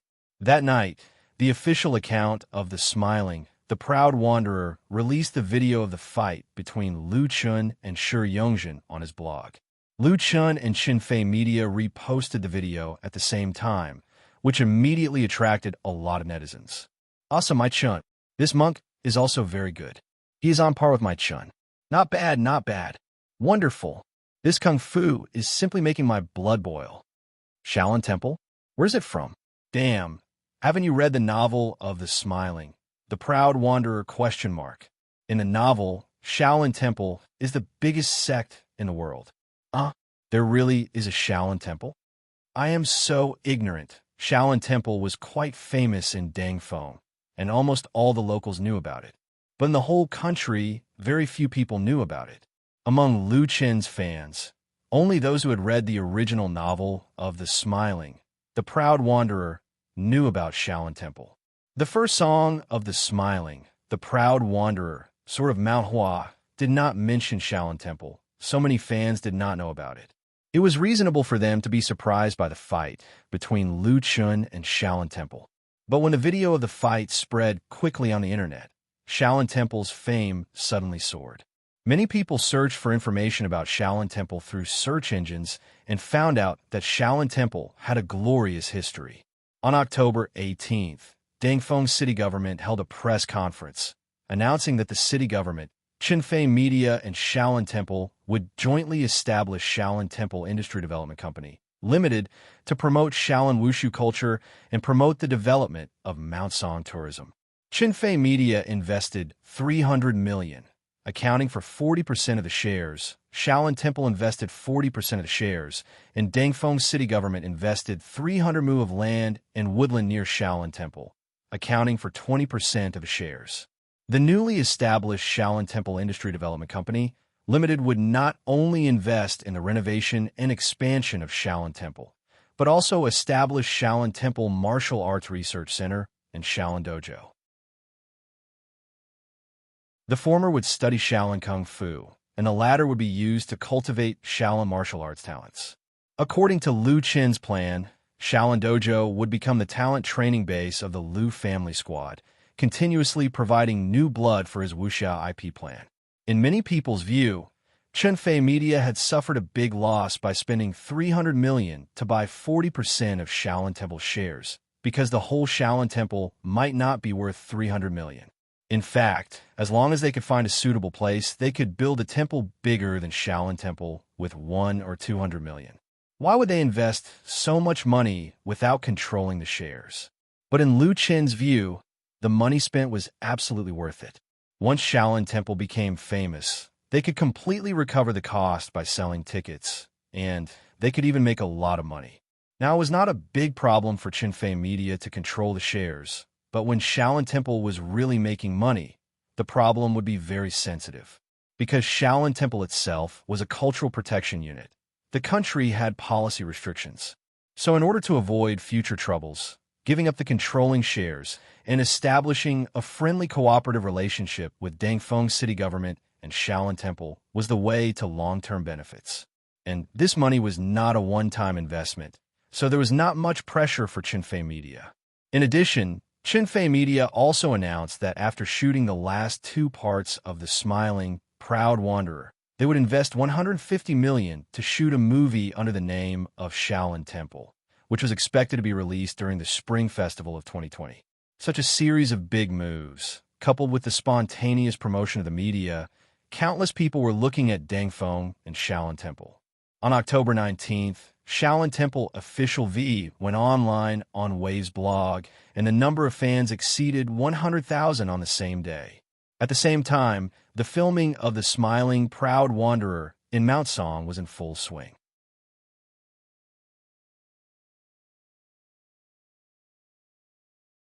Chapter 868. Achoo! The tickling sensation made Xia Sang sneeze involuntarily. She opened her eyes in a daze and saw two familiar smiling faces and a strand of hair fluttering in front of her eyes. Happy birthday, Sang. Xia Sang didn't know whether to laugh or cry at the little prank played by her classmate and best friend. You guys are so annoying. One of her best friends, Lin Fong, laughed and said, It's your 18th birthday today. Are you going to lie in bed and sleep all day? Hurry up and get up. Let's go shopping and dress up. Don't forget that you have your first birthday party tonight. Xia Sang pouted and said, All right. Xia Sang was a senior student at Hygiene No. 2 Senior High School. Today was her 18th birthday. In order to celebrate her growing up, her classmates and friends urged her to hold a birthday party. Xia Sang was a quiet person and didn't really like to hold events like this. She had originally planned to buy a cake for everyone to share. That was how she had celebrated her birthdays in the past. But since everyone said so, she couldn't refuse. She had attended a friend's birthday party in the past. Even if her best friend didn't mind, others would inevitably gossip. Turning over and getting out of bed, Xia Sang looked at the poster on the bedside wall as usual.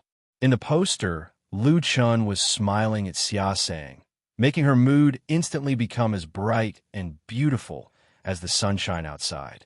Xia Sang was a hardcore fan of Lu Chun. She had fallen in love with Lu Chun when she was in junior high. She had bought Lu Chen's albums, loved Lu Chen's folk songs, and watched all of Lu Chen's films. She was also the main member of Lu Chen's fan club in Haijin and was very active in Haijin's fan club. Xia Sang's appearance and figure were very ordinary. At best, she could only be described as youthful and pretty, but she could play the guitar and sing. In the past few years, she had sung all of Lu Chen's folk songs and made them into videos and uploaded them to the fan club and forum. They were very popular. Because of this, she made a name for herself in the fan club and was liked by many like-minded fans. This was what this 18-year-old girl was most proud of. Staring at the poster, Xia Sang said in her heart, "Brother Lu Chun, do you know that I'm 18 years old today?" In the poster, Lu Chun was still smiling. "Don't be love-struck."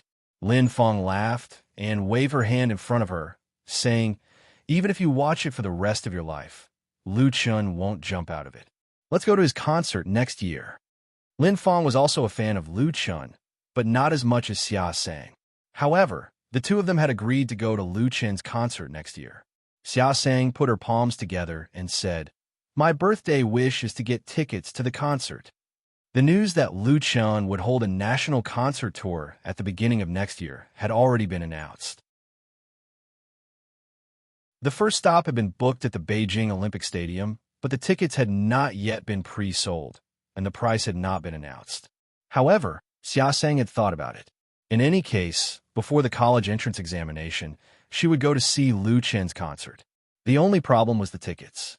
With Lu Chen's popularity in China, the tickets for his first solo concert would definitely be crazily snatched. With so many fans all over the country, Xia Sang really didn't have much confidence in getting tickets. Therefore, her birthday wish was absolutely sincere. "Oh, why did you say that now?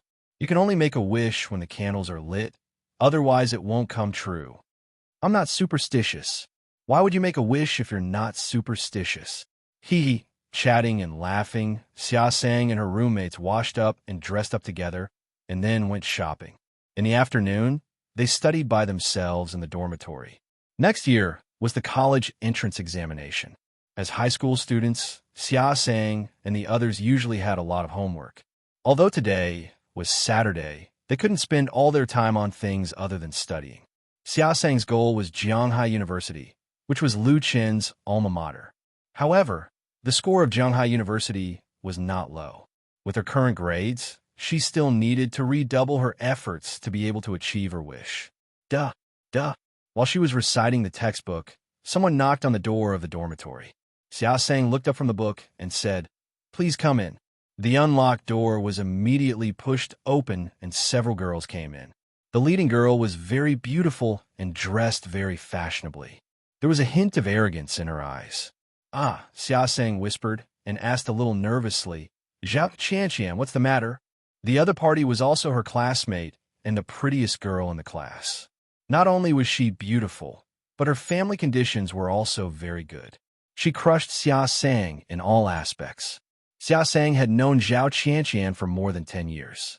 They used to be neighbors, but after the Zhao family became rich, they moved away. The other two were also junior high school classmates. Zhao Qianqian said, "I came to tell you that I won't be attending your birthday party tonight." "Ah." Xia Sang was surprised. "You don't have time?" Last time, Zhao Qianqian had invited her on her birthday. Although Xia Sang didn't go because she had something to do, she also invited her to her birthday party out of courtesy. At that time, Zhao Qianqian had agreed. In the end, she came over and said that she wouldn't go. Zhao Qianqian smiled and said, "I still have a party to attend. It's at Makaya Bar.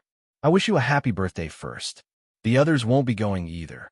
The private room at Ludi isn't big, and I'm afraid it won't be able to fit. You guys have fun." After saying that, she didn't wait for Xia Sang to answer and left with a few girls. Xia Sang was stunned. Lin Fong, who was sitting next to her, was so angry that her face turned red. "Damn, that's too much." Makaya Bar was one of the best bars in Haijin. It was naturally of a very high grade. It was difficult for ordinary people to afford it, let alone hold a party. The Lu Di KTV that Xia Sang had booked for her birthday party was of a very ordinary grade. It was suitable for students like them, but the level of consumption was obviously incomparable to Micaiah Bar. It was normal for Zhao Qianqian not to attend Xia Sang's birthday party, but she first agreed and then brought people to the dormitory to refuse. Her words were full of ridicule, which was undoubtedly embarrassing Xia Sang in front of her. Xia Sang's eyes were red. She really didn't expect Zhao Qianqian to treat her like this. Speaking of which, the two of them used to have a good relationship. Another girl in the dormitory said indignantly, "It must be during the National Day party.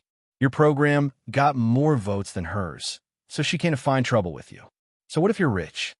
Lin Fong hugged Xia Sang's shoulder and comforted her. "It's good that such a person doesn't come. It doesn't matter if others don't come. We'll all accompany you and celebrate your birthday happily." Xia Sang nodded, a smile reappearing on his face.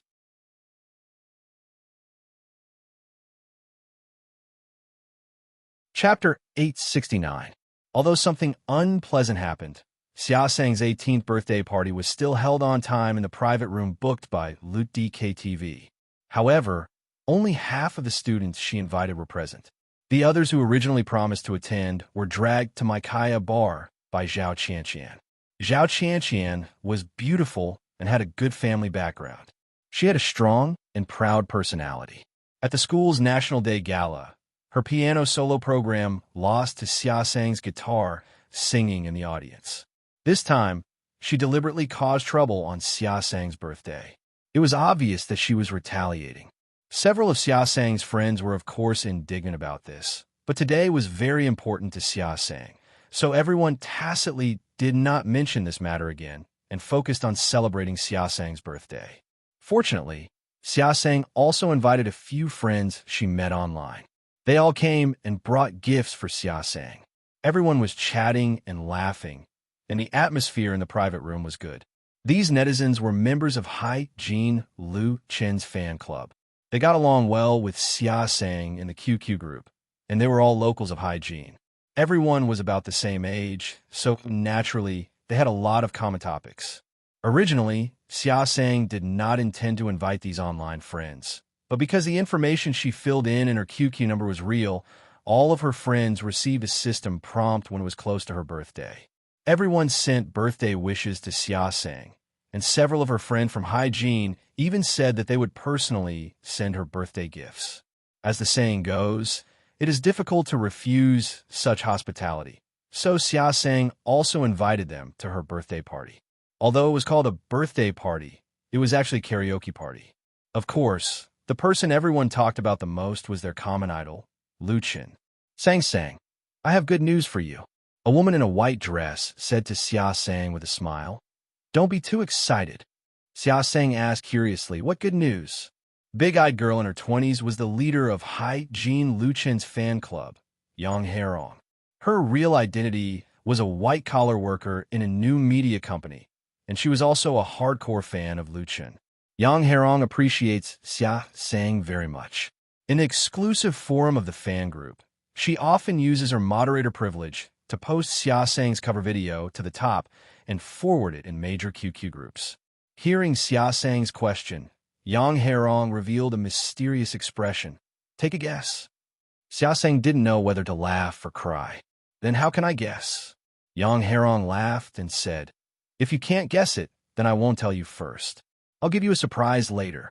The suspense was so great that it caused everyone to hiss. Yang Herong smiled, but said nothing. As the leader of Lu Chen's fan club, Yang Herong had direct contact with the publicity and public relations department of Chinfei Media. Usually, the fan club could get support from the latter for any activities. Today was Xia Sang's 18th birthday. When Yang Herong first learned about it 2 days ago, she applied for a birthday gift from Chinfei Media. In the entertainment industry, Lu Chen's attention to his fans was well known. An application like this would basically be approved 100% of the time. In particular, Chinfei Media not only agreed to Yang Herong's application, but also said that they would personally send someone to deliver Xia Sang's birthday gift to her today. This was the surprise Yang Hairong prepared for Xia Sang. Xia Sang couldn't help but roll her eyes. This sister often teased her in the group, and she was used to it. Yang Hairong reached out and pinched her cheek, smiled, and said, "Don't worry, let's say hello to everyone first." She opened the laptop she brought, connected the data cable to the phone mounted on the selfie stand, and then opened the live broadcast function of the QQ group to broadcast Xia Sang's party live. Sang sang happy birthday. Wow, I saw the leader. So many beautiful women. I want to participate too. Happy birthday. Happy birthday. Happy birthday. Happy birthday. Hurry up and light the candles. In an instant, a large number of bullet screens appeared in the live broadcast window. Those online group members rushed to send birthday wishes to Xia Sang, as well as virtual gifts. Seeing so many warm blessings, Xia Sang felt that her heart was about to fly. She blushed and waved at the camera. Thank you, everyone. Although there weren't many people attending the birthday party tonight, with the support and blessings of so many netizens, the haze in Xia Sang's heart disappeared, and it was filled with sunshine and joy. Taking advantage of the good atmosphere, Lin Fong took the birthday cake and placed it on the coffee table, opened the packaging, and inserted the candles. There were 18 colorful candles in the room, and they were lit up one by one.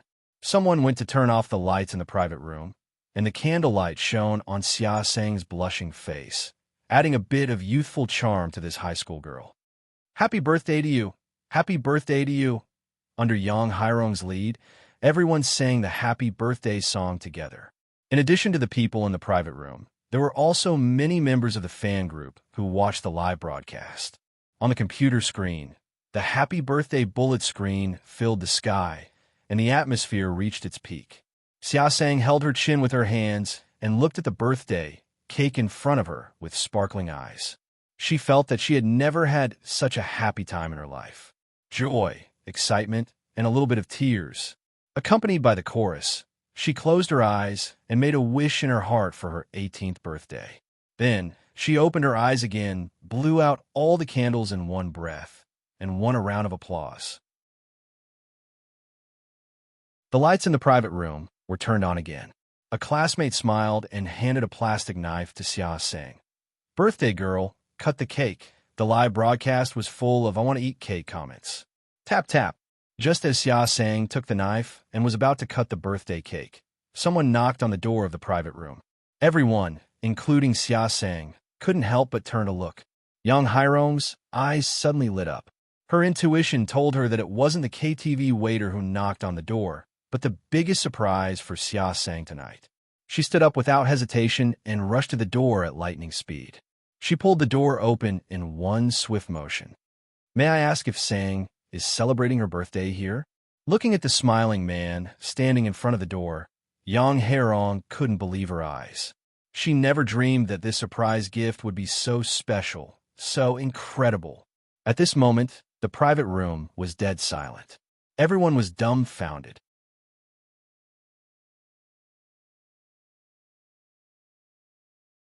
Chapter 870. Is Sang Sang celebrating her birthday here? The man who appeared at the door of the private room was in his 20s. He was tall and handsome, and there was a faint smile on his face. He gave off a warm and sunny feeling, making people feel good about him. Yang Hairong, Xia Sang, and the other people in the room were all very familiar with this face. Lu Chen. Tonight, Xia Sang's 18th birthday party was mainly attended by her classmates, friends, and netizens. Needless to say, the members of Lu Chen's fan club were all hardcore fans of Lu Chen. Xia Sang's friends and classmates were also Lu Chen's fans. Although they didn't know each other before, they had a lot of common topics to talk about. However, no one had expected that Lu Chen would show up here. It was an incredible miracle. Yang Hairong was the one who knew the inside story. She was the one who contacted Chenfei Media to give Xia Sang a surprise, but she didn't expect the surprise to be so huge. For a moment, time in the private room seemed to freeze. Only the screen of the laptop on the coffee table was still filled with comments in the live broadcast room. Huh? Is it stuck? Why is there no sound? What happened? Why does Sang Sang look like she saw a ghost? I'm curious too. Why isn't she cutting the cake? Hey, hey, hey. The next moment, there was a sudden scream. Xia Sang dropped the knife and jumped up from the sofa. She rushed to Lu Chun, who was standing at the door. Then she hugged Lu Chun. If this is a dream, then let me have a good one.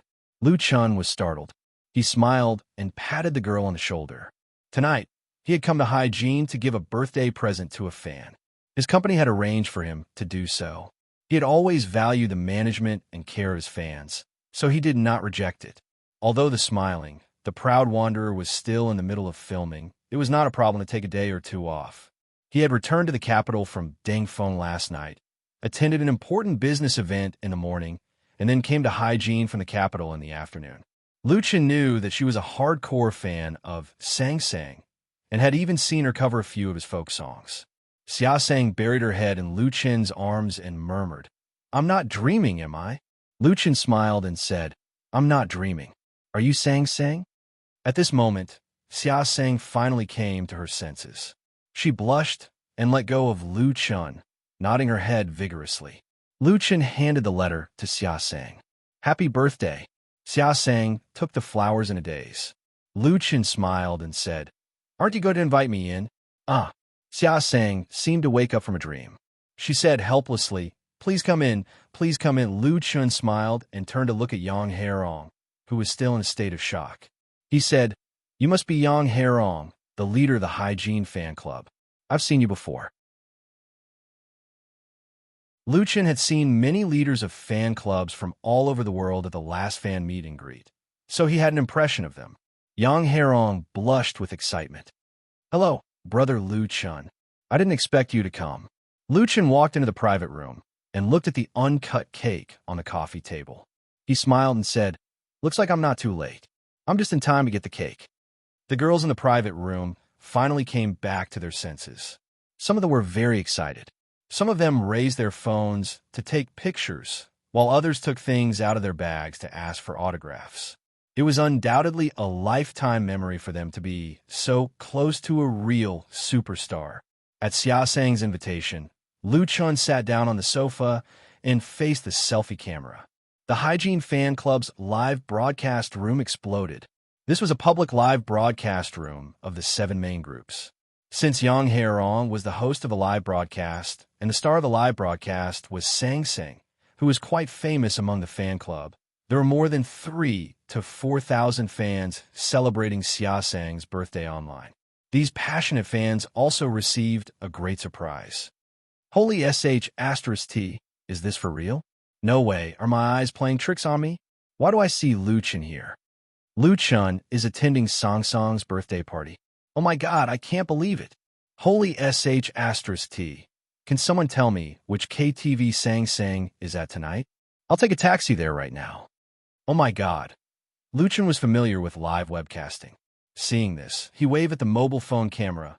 "Hello, everyone. Wow." The live broadcast room went crazy. "It's really me, Chun. I'm not dreaming. Sang Sang is so happy.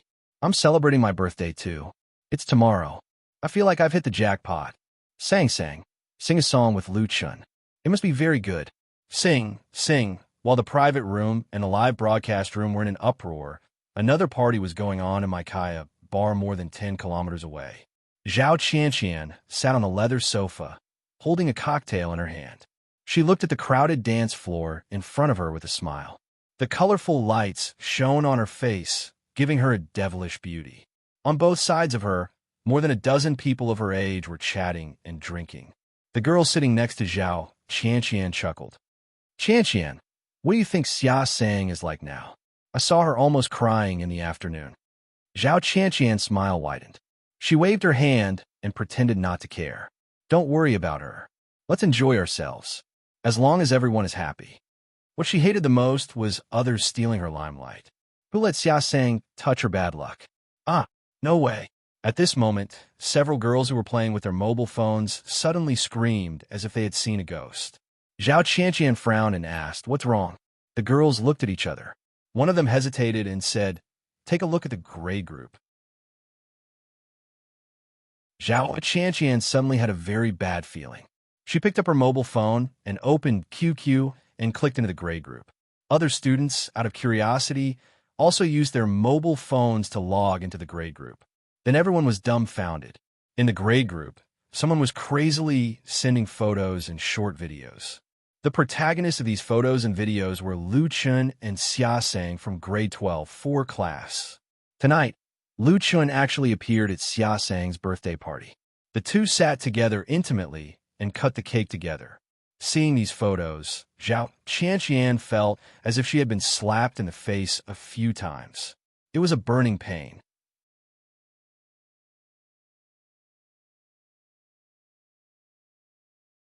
Chapter 871. For the 18-year-old Xia Sang, tonight's birthday party was undoubtedly a dream. She met her favorite and idol, Lu Chun, received a gift from Lu Chun himself, cut the birthday cake with Lu Chun, and sang a song with Lu Chun in front of thousands of netizens. There were originally 3,000 or 4,000 people watching the birthday party in the QQ group of Hygiene, Lu Chun's fan club. When everyone found out that Lu Chun was there in person, the news quickly spread to all the fan groups, and a large number of fans swarmed to the party. As the heroine of tonight, Xia Sang not only received countless blessings, but also countless envy and jealousy. Not only that, she also appeared on the entertainment section of major media with Lu Chun the next day, and was called the luckiest and happiest fan. Xia Sang didn't think that such a title was the slightest exaggeration. After fulfilling the dream of a die-hard fan and leaving an interesting story, Lu Chun returned to Dangfeng to continue the filming of The Smiling, Proud Wanderer. Time flowed like water, and in the blink of an eye, it was the end of December. The filming of The Smiling, Proud Wanderer had been going on for more than a month. In this more than a month, because of the existence of the crew, it had a great impact on the local area of Dangfeng. First was the Shaolin Temple. After the official establishment of Shaolin Temple Industrial Development Company, Limited, the first batch of 100 million funds at Chinfei Media was immediately put in place, and the renovation and expansion of the Shaolin Temple was quickly put on the agenda. The Shaolin Temple was a provincial-level cultural relic protection unit, and the renovation and expansion of a cultural protection unit was not so easy. Funds alone were not enough, and it must be approved by the higher authorities. Fortunately, the support from the government of Dangfeng was great, and there was no need for state investment, and the Shaolin Temple really did need to be repaired and maintained, so the relevant approval documents were quickly implemented. After getting the approval documents, Shaolin Industrial Company immediately carried out the project bidding and invited qualified domestic ancient construction companies to come to bid, and then the project began vigorously. The Shaolin Temple was closed for 3 months. On the one hand, it was for the renovation and expansion. On the other hand, it was to cooperate with the filming of The Smiling, Proud Martial World. Otherwise, there would be a lot of troubles in the management due to the disturbance of tourists. Today's Shaolin Temple was very different. The area of the temple had expanded by 2/3, and a new site had been opened up for the construction of a Shaolin Temple Martial Arts Research Center and Shaolin Dojo. According to the plan, the renovation and expansion project will last for 2 years, but the first phase of the project will be completed before the Spring Festival next year. During the Spring Festival, the temple will officially open to guests so that the people of the country can see the glory of the Shaolin Temple. The current Shaolin Temple was different from the past. Its popularity was at least 10 times higher than before. The number of fans of the Shaolin Temple's official Vion waves had exceeded the 1 million mark.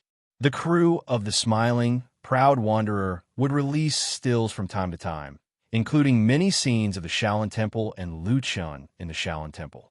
In addition, Lu Chun also revealed on his blog that after the filming of the Smiling, Proud Martial World trilogy, he was very likely to make a special movie for the Shaolin Temple.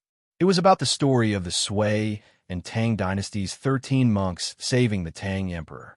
It was through all kinds of publicity that the 1,000-year-old temple glowed with unprecedented vitality.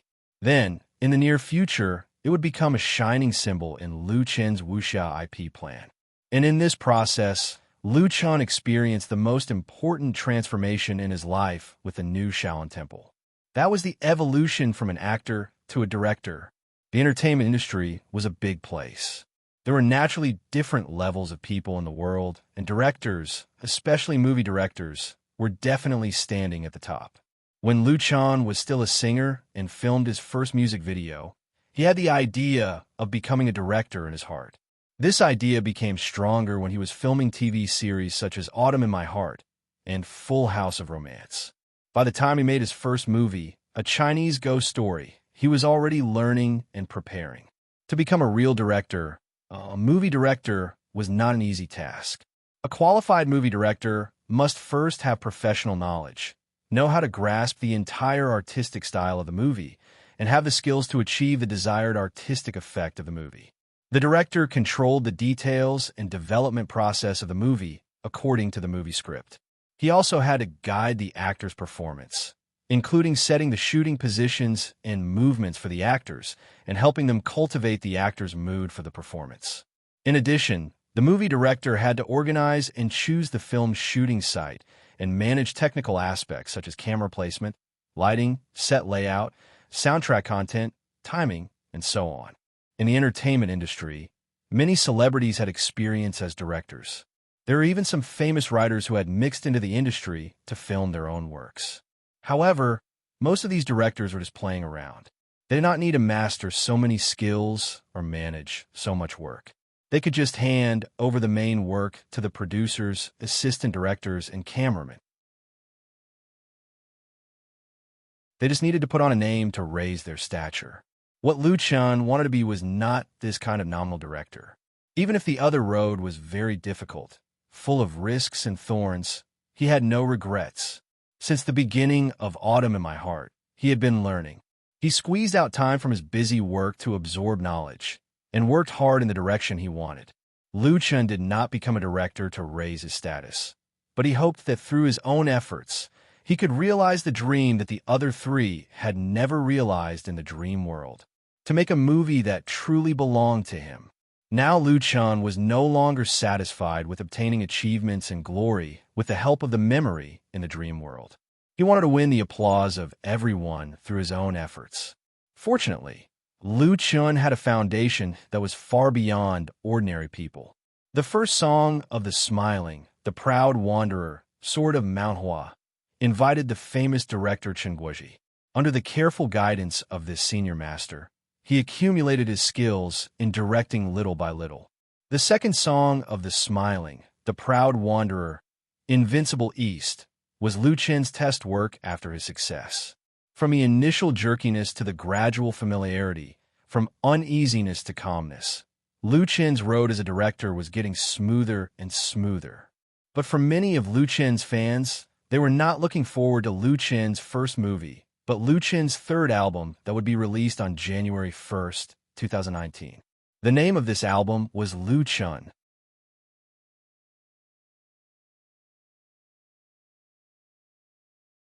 Chapter 872, December 27th, Binhai, Jingxing District. The winter night came very early. It was already dark before 6 o'clock. The lights were on in the Liu family's dining room. Fang Yin was sitting at the table eating dinner. The dinner was very simple. A plate of stir-fried vegetables, a plate of steamed small yellow croaker, and a bowl of seaweed soup were all. Fang Yin looked lonely under the light. Of her 3 children, Liu Shi was far away in Beijing, busy all day long. Liu Chan was filming a movie, and Liu Shui was studying at Jianghai University, so she couldn't accompany her.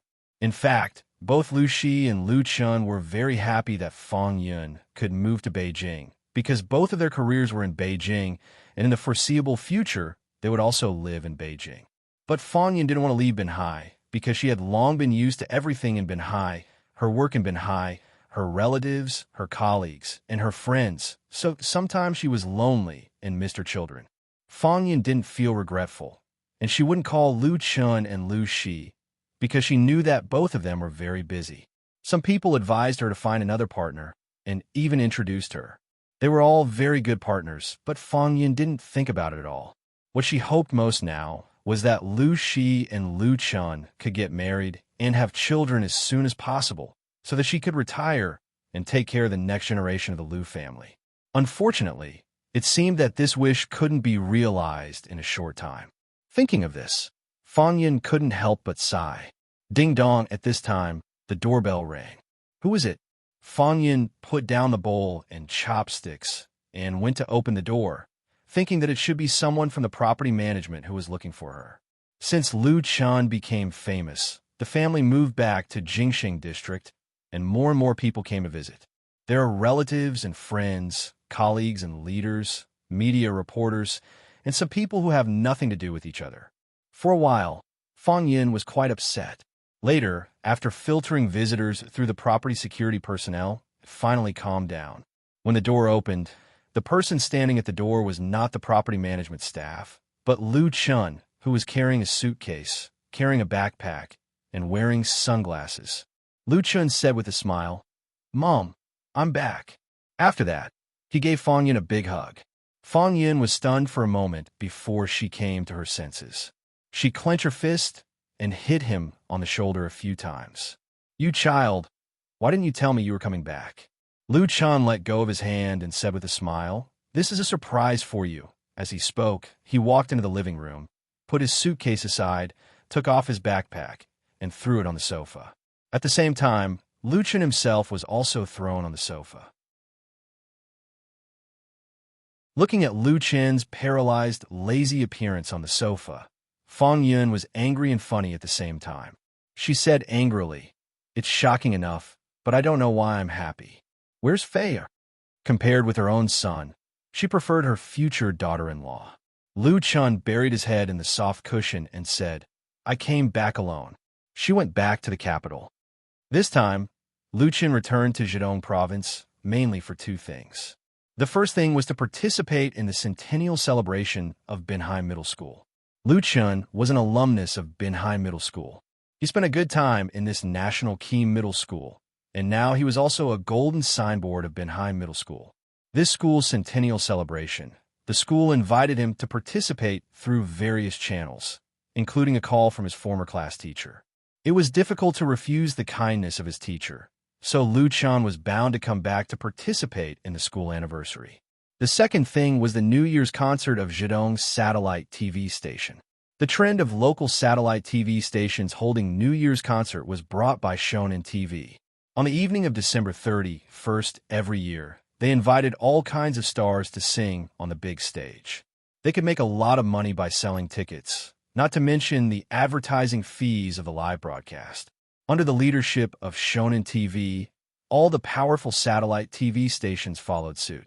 Last year, a total of 5 satellite TV stations held New Year's concert, resulting in a situation where there were not enough big singers. This year, there were as many as 7. It was almost to the point of breaking heads and bleeding. At that time, the remote control in the hands of the audience all over the country would be hot. It would be too late to change the channel. As the most popular star in the circle, Lu Chun received invitations from Beijing Television, Shonen TV, Zhejiang Satellite TV, and Shanghai Satellite TV at the beginning of the year, hoping that he could participate in the New Year's concert of several satellite TV stations. As for the conditions, it was up to Lu Chun to set them. However, Lu Chun didn't have the ability to split himself, so he could only choose one. Among them, the fiercest competition for him was Beijing Television and Zhejiang Satellite TV. The advantages of these 2 satellite TV stations were also the greatest. Anyway, after a battle, Lu Chun agreed to the invitation of Zhejiang Satellite TV, and as a condition, Chun Fei stayed in Beijing to support Beijing Television, which could be regarded as taking care of both sides. It was just that in this way, the two of them couldn't spend the New Year's Eve 2019 together, and the sacrifice was quite big. But for Lu Chun, the most important thing was to go home and have a look. Over the past year, Lu Chun rarely went home, and after Lu Shui went to college, Fang Yun was the only one left in his hometown in Binhai. Sometimes when he thought about it, he felt guilty. So taking advantage of this opportunity, Lu Chun deliberately went home a few days earlier just to stay at home with his mother. Fang Yun closed the door and asked in surprise, "You came back alone? Didn't you bring an assistant or something?" Lu Chun replied vaguely, "No, I asked them to wait for me in Hangzhou. I will go to Hangzhou on the 31st, and accompany you at home these days," Fong Yun complained. "What do I have to accompany? You were so busy with work. Spend more time with Fei," or although that was what she said, she was still very happy in her heart. She sat on the sofa and chattered. She even forgot to eat. After a few minutes, Fong Yun remembered. "Oh, you haven't had dinner yet, have you? I'll go cook a few more dishes." At this moment, Fong Yun found that Lu Chun was lying on the sofa and had fallen asleep. He had driven all the way from Mount Dangfeng. Although he had taken the highway, he had driven for thousands of kilometers by himself. When he got home, he was already very tired.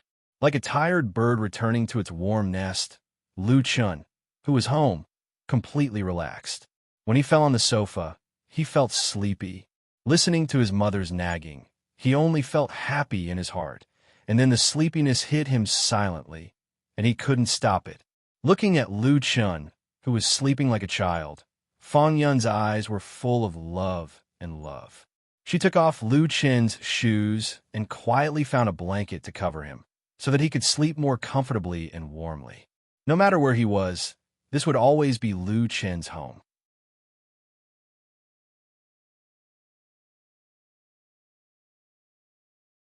Chapter 873.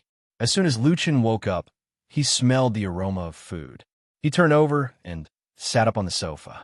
He rubbed his sleepy eyes and saw that his mother had just brought a dish out of the kitchen. It was steaming hot and smoking. Lu Chun asked in surprise, "Mom, what time is it now?" He slept soundly. He felt that he had slept for a long time, but the light in the living room was on. It was still night. "You're awake," Fong Yun said with a smile. "I ran to the supermarket to buy some food. I thought that you might not have eaten dinner. When you wake up, you must be very hungry. It's just the right time to wake up." Lu Chun took out his mobile phone and looked at it.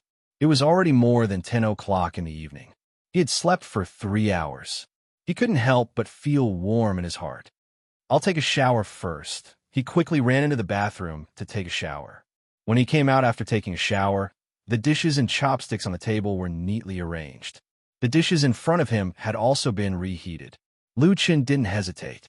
He picked up the bowl and chopsticks and ate quickly. It was still a familiar taste.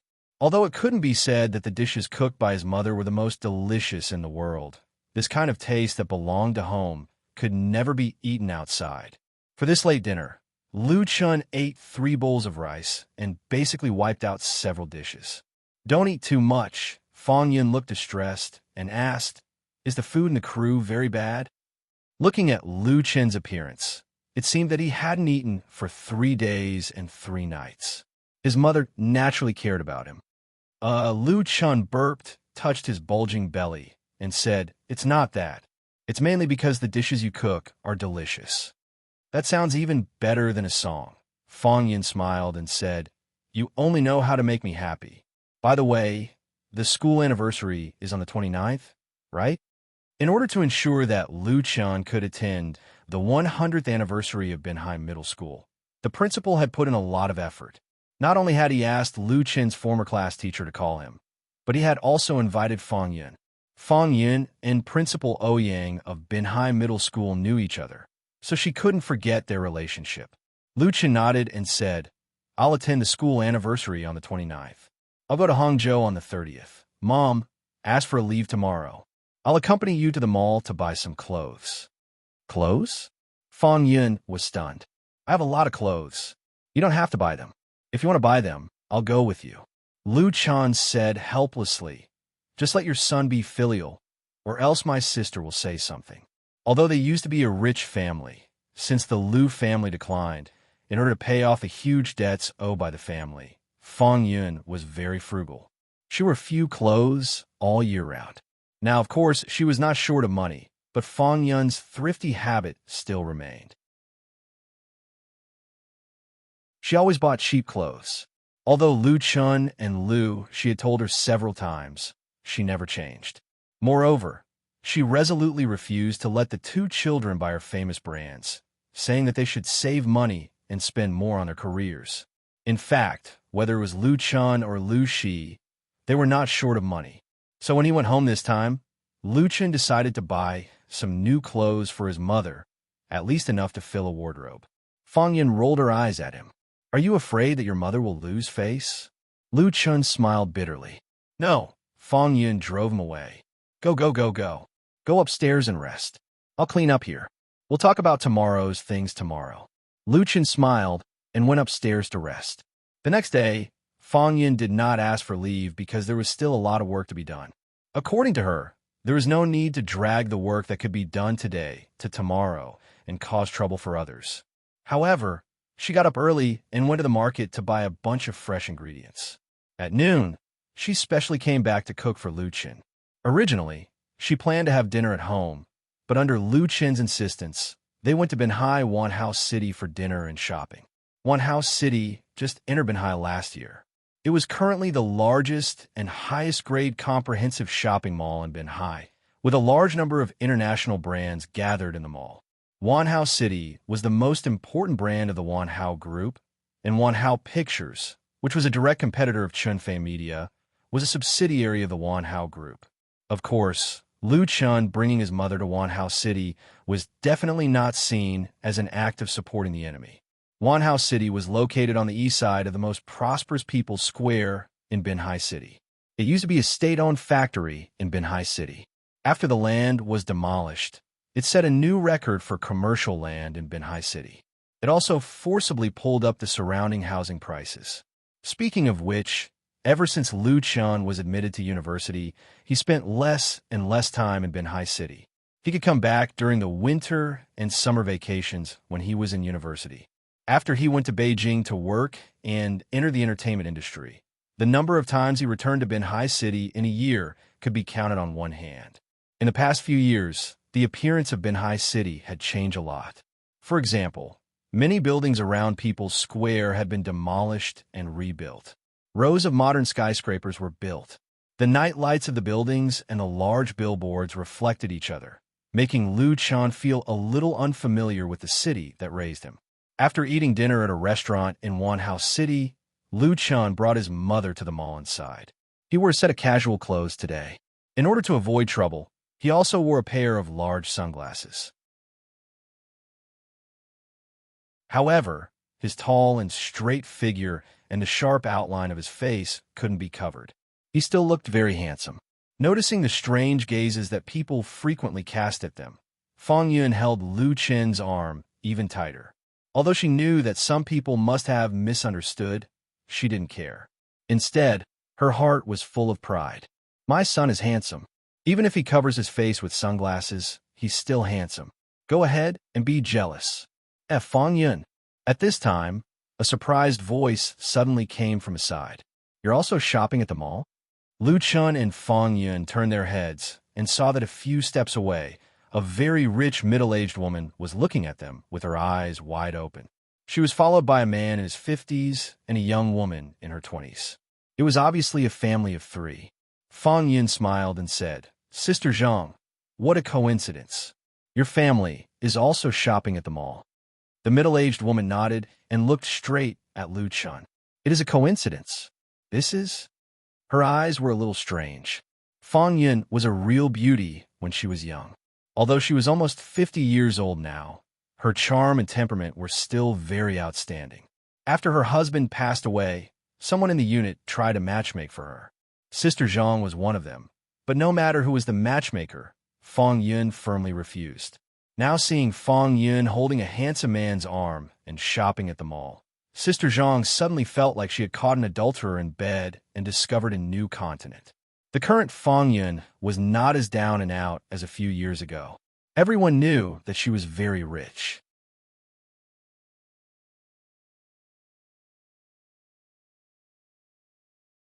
Chapter 874. Sister Zhang, plus her husband and daughter, the eyes of the three people were all focused on Lu Chun. There was disdain in their eyes and curiosity. Fong Yun smiled faintly and said proudly, This is my son, Lu Chun. Lu Chun, this is your Aunt Zhang. Lu Chun took off his sunglasses and said to Sister Zhang with a smile, Hello, Aunt Zhang. As he said that, he nodded to Sister Zhang's husband and daughter. Sister Zhang's daughter was suddenly dumbfounded. Her eyes almost popped out of their sockets, and she was directly petrified. Hello, hello. Sister Zhang was completely dumbfounded. She didn't expect that this tall and handsome man was actually Fong Yun's son, instead of what she was imagining.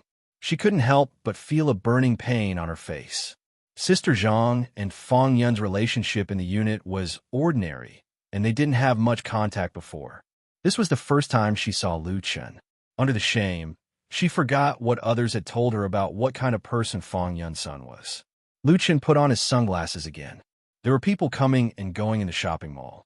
If he was recognized by passers-by, then the plan to accompany his mother to buy clothes in the evening would be ruined. Fong Yun also didn't want to be disturbed by others to spend time with Lu Chen. She said to Sister Zhang, who was in a daze, "Sister Zhang, I have something to do with little Chen. Let's talk when we have time." Sister Zhang replied subconsciously, Okay. Fong Yun smiled sweetly and left with Lu Chen. Sister Zhang was stunned for a moment until her daughter tightly grabbed her arm, and very hard. Under the pain, she woke up and turned to look at her daughter angrily. "What are you doing?"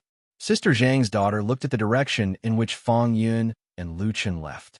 Like a cat that wanted to eat dried fish but couldn't eat it, she called out in a hoarse voice, "Lu Chen! He is Lu Chen!" Sister Zhang stared at her daughter. What's wrong with Lu Chen? She still couldn't remember. She just felt embarrassed just now. Sister Zhang's daughter was in despair. "Oh my God! Why didn't you tell me? It's Lu Chen." His words were incoherent. This small interlude did not affect Lu Chen's interest in shopping with his mother. After walking around for a while, the two of them stepped into the Dior store. Dior was one of the most famous fashion brands in France. It was also the world's largest high-end fashion brand holding company. It mainly dealt in women's clothing, men's clothing, jewelry, perfume, cosmetics, children's clothing, and other high-end consumer goods. It also enjoyed a high reputation in China.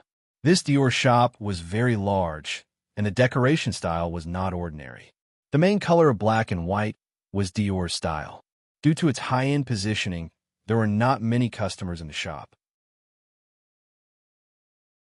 Seeing Lu Chen and Fong Yun come in, a shop assistant immediately greeted them with a smile. "Welcome to Dior's Benhai flagship store. How can I help you?" The shop assistants who worked in such a big brand store usually had rich sales experience and had been specially trained. Their eyes were very sharp, and they could basically tell that those customers were just watching the fun. Those were real customers. Although their service attitude was impeccable for different customers, and they would never look down on others, the enthusiasm in their eyes was undoubtedly more sincere for the latter. In the eyes of the shop assistant, although Fong Yun's clothes were relatively ordinary, her temperament was not comparable to ordinary people. Needless to say, Lu Chen was wearing an Armani casual suit, low-key and introverted. He was a person of taste and money. Although Fong Yun had been very thrifty in the past few years, and many habits had not been changed until now, the Lu family was also considered to be a rich family in the past. Stepping into a brand store would definitely not make her nervous. Fong Yun smiled slightly reservedly and said, "Let's take a look first." The smile on the shop assistant's face became more and more warm. "Please feel free. The winter clothes in our store are all the latest in Paris. There will be spring clothes on sale next month." She followed Fong Yun step by step, but kept a polite distance. Fong Yun let go of Lu Chen's arm and said to him, "I'll choose myself. You take a rest." Of course, Lu Chen had no objection and sat down on the sofa in the store. Not long after he sat down, another shop assistant brought a cup of hot tea. "Please have some tea." "Thank you." Lu Chen took the disposable teacup, and suddenly his eyes narrowed. "Xiao. The shop assistant was in her 20s, about 1.7 meters tall, with an oval face and willow eyebrows. When she smiled, there was a shallow dimple on her left cheek. She was a sweet and beautiful girl. The shop assistant was stunned. "You are."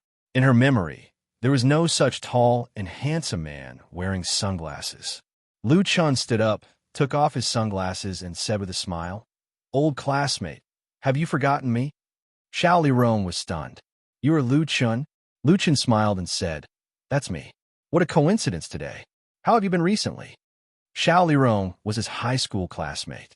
The two of them sat in front and behind each other. Their relationship was not bad. Of course, there was no melodramatic love story. At that time, Lu Chen already had a girlfriend.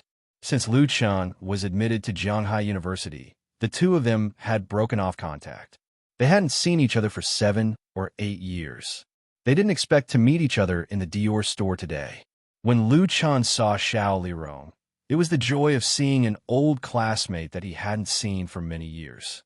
And when Xiao Lirong recognized Lu Chen, it was more like winning a 5 million prize. The current Lu Chen was the pride of Benheim Middle School. In her class group, the topic that everyone talked about the most was Lu Chen. Who would have thought that Lu Chen would become a real big star? Although Lu Chen's QQ number was also in this class group, it had never been online. Many students contacted him, but he didn't respond. It was inferred that he had changed his number and abandoned it. She didn't expect to meet Lu Chen here. It's really you. After being stunned for a long time, Xiao Lirong came back to her senses. She didn't know what to say. In any case, her heart was in a mess. I'm fine. When did you return to Benhai? Lu Chen smiled and said, I came back yesterday. How are the other students? Do you usually contact them? On one side, Lu Chen and Xiao Lirong were stunned. The other shop assistants were all stunned. Lu Chen, it turned out to be Lu Chen. They couldn't even believe their eyes. A real superstar had casually walked in without any bodyguards or assistants by his side and warmly chatted with one of them about daily life. Is this real? If it weren't for the strict professional training and store rules, these shop assistants would have all gathered around to see what was going on. Nevertheless, everyone's eyes were focused on Lu Chen. So big stars are like this, more handsome than on TV.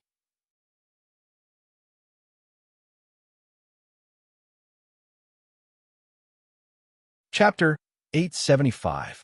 Lu Chen has long been accustomed to all kinds of gazes from around him. At this moment, his heart was more surprised to meet an old classmate. Although his relationship with Xiao Lirong was ordinary in high school, seeing her reminded him of the time when they were classmates. Lu Chen's peaceful and kind inquiry gradually calmed Xiao Lirong's shocked mood. She felt that the handsome man in front of her gradually overlapped with the big boy in the back seat in her memory.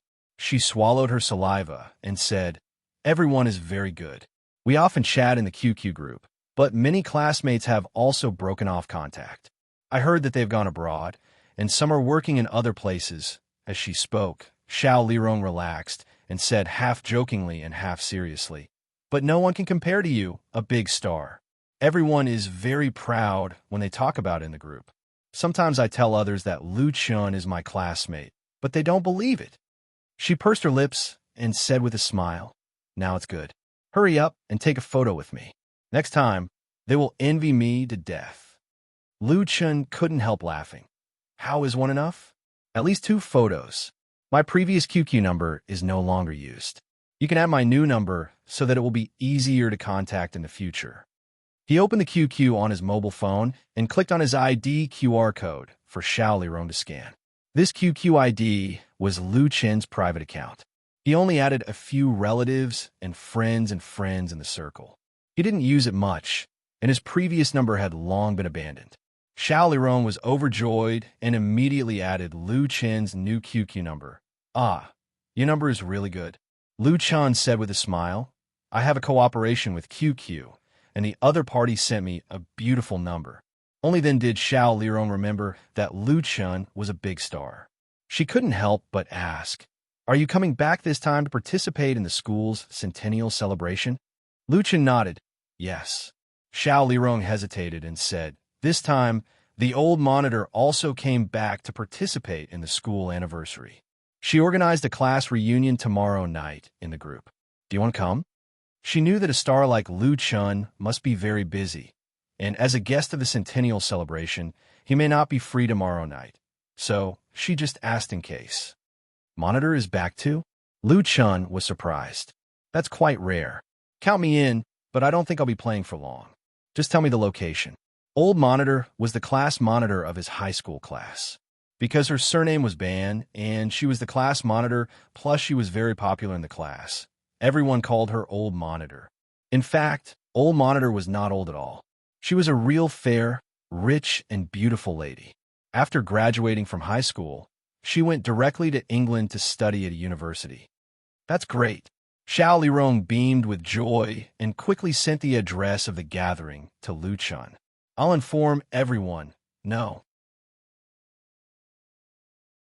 Lu Chun stopped him and said, Don't tell me yet. I don't know if he can come. I'll contact you when the time comes. He wasn't sure if he would be free tomorrow night, so it was better to be cautious. Otherwise, if Xiao Lirong went out and he couldn't come, it wouldn't be good. Xiao Lirong understood. Okay. At this time, Fong Yun came out of the fitting room and saw Lu Chun talking and laughing with the shop assistant. So she walked over curiously. Little Chen. When Lu Chun saw his mother, he introduced her. I met an old classmate, Xiao Lirong. Do you remember her?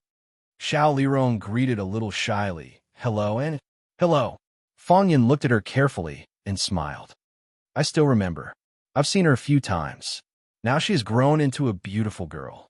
If you didn't say it, I really wouldn't have recognized you. Are you married? Xiao Lirong was even more embarrassed. Lu Chun helped her out. It just so happens that Xiao Lirong works in this store. Recommend some clothes for my mother. Xiao Lirong hurriedly took Fong Yun to see clothes.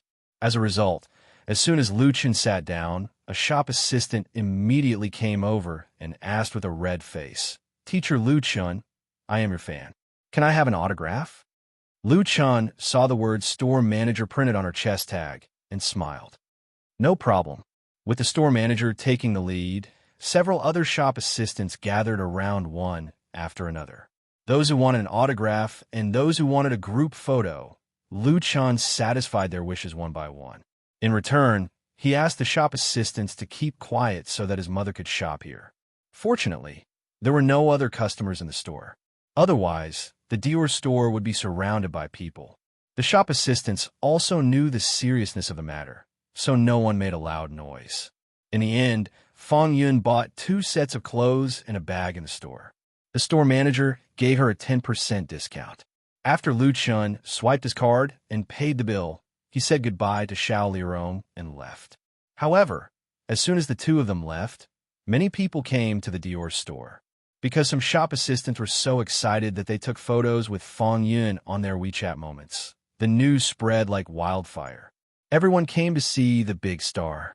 However, they were destined to be disappointed. The next morning, Lu Chun went alone to Benheim Middle School, where he studied in the past. Considering that it was inconvenient to park near the school, he did not drive his own car. Instead, he stopped a taxi at the entrance of the neighborhood. However, as soon as he arrived at the intersection of Shuefu Middle School, he found that the entire road was under traffic control. There were traffic police guarding the intersection. Only vehicles with special passes could enter and exit. Lu Chun did not care. After paying the taxi fare, he got out of the car and walked. Anyway, it was only a few hundred meters from here to the school gate.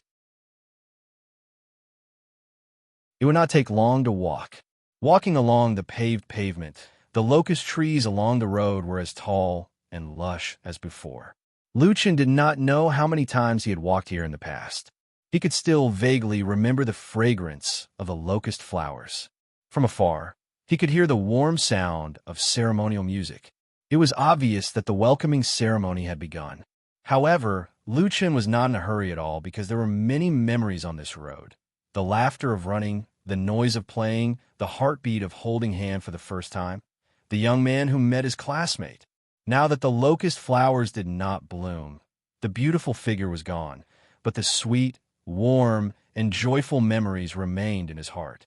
Suddenly, Lu Chun missed Chen Feier, who was far away in Beijing.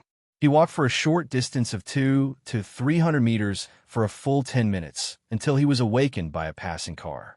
In front of him was Lu Chun's alma mater, Benheim Middle School. This was a national key middle school with a history of 100 years. A tall air arch stood at the entrance. Colorful banners hung from balloons fluttered in the wind. A long red carpet was laid from the entrance to the school. A large group of people gathered at the entrance. Among them, Lu Chun saw several school leaders that he knew. They were happily welcoming the guests and returning students who participated in the school anniversary.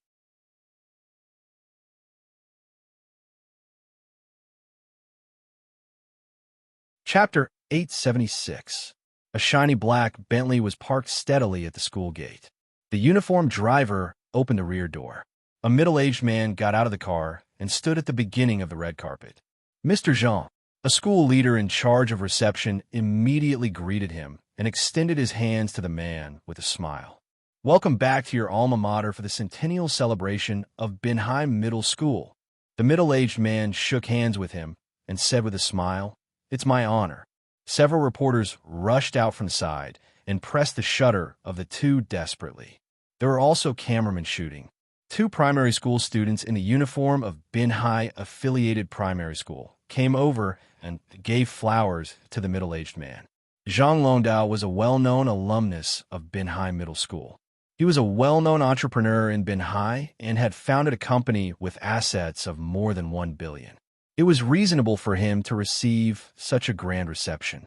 Accompanied by the school leader, Jean Landau stepped on the red carpet and walked toward the signature wall. Reporters followed and took photos along the way.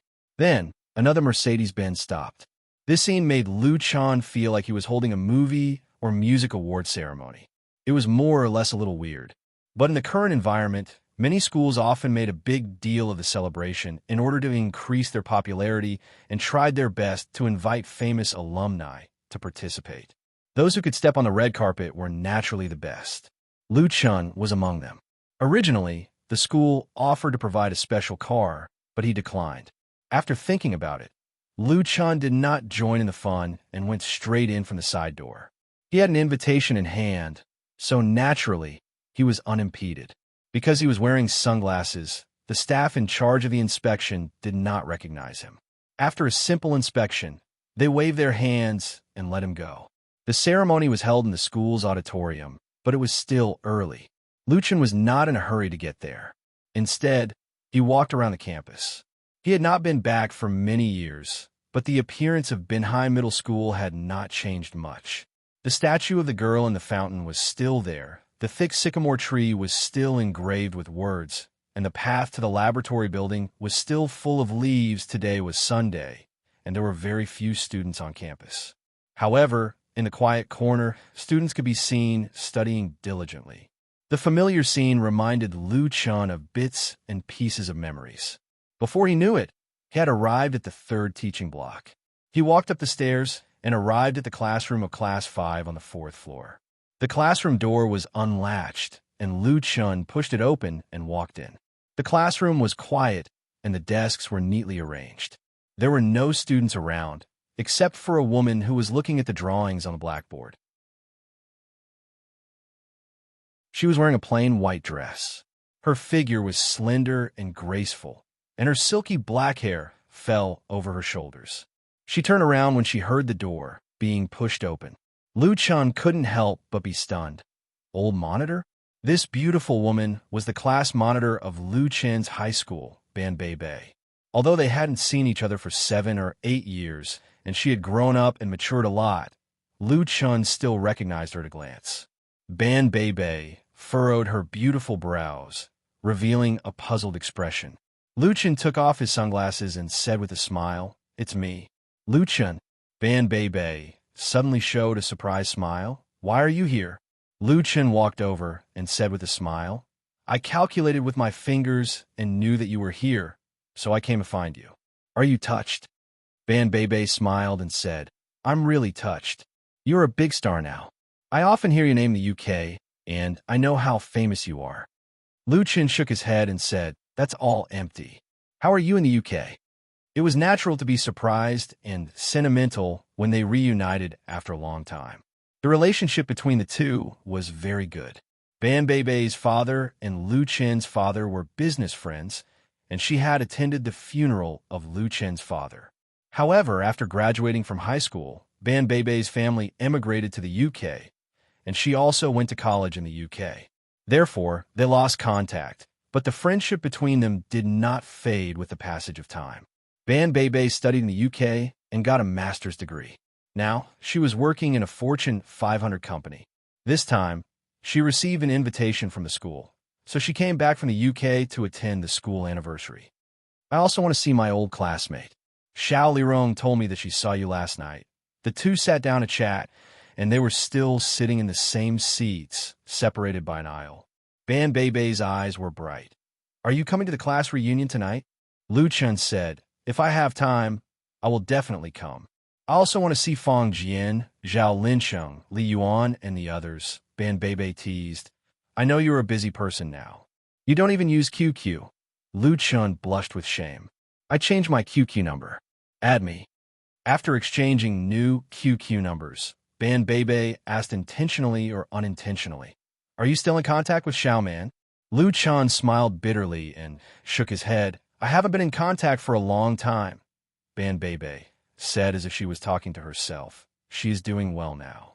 She opened her own company in the deep sea, and I heard that is doing well. Lu Chun listened silently, but his thoughts flew back to his youth many years ago.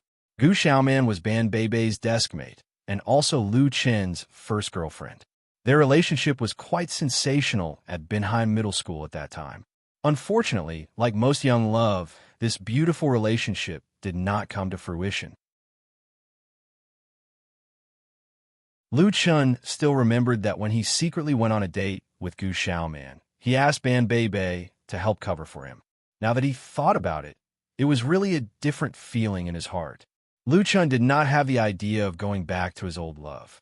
His heart had been filled by Chun Feier, but the memory of his first love had long been engraved in his soul, and he could not forget it for the rest of his life. Now that he heard news about Gu Xiaoman and knew that she was doing well, it was enough. Lu Chun asked, Old Monitor, do you have a boyfriend in the UK? Ban Beibei laughed. No, I don't like British boys. Why? Do you want to introduce me?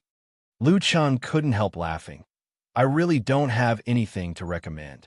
The two chatted and laughed and talked about many things in the past until someone came to the classroom. Hey, you guys. The person who came was in her 50s or 60s, with gray temples and an old face. Her clothes were very simple, but when they saw her, Lu Chun and Ban Beibei stood up together and said, Teacher Kong. This was Lu Chen's former class teacher, and also the language teacher. Teacher Kong looked at the two of them in a daze, and after a moment, she suddenly showed a look of understanding. Lu Chun, Ban Beibei. Lu Chun and Ban Beibei smiled at each other and greeted together. Hello, Teacher Kong. At this moment, it was as if they had returned to the past.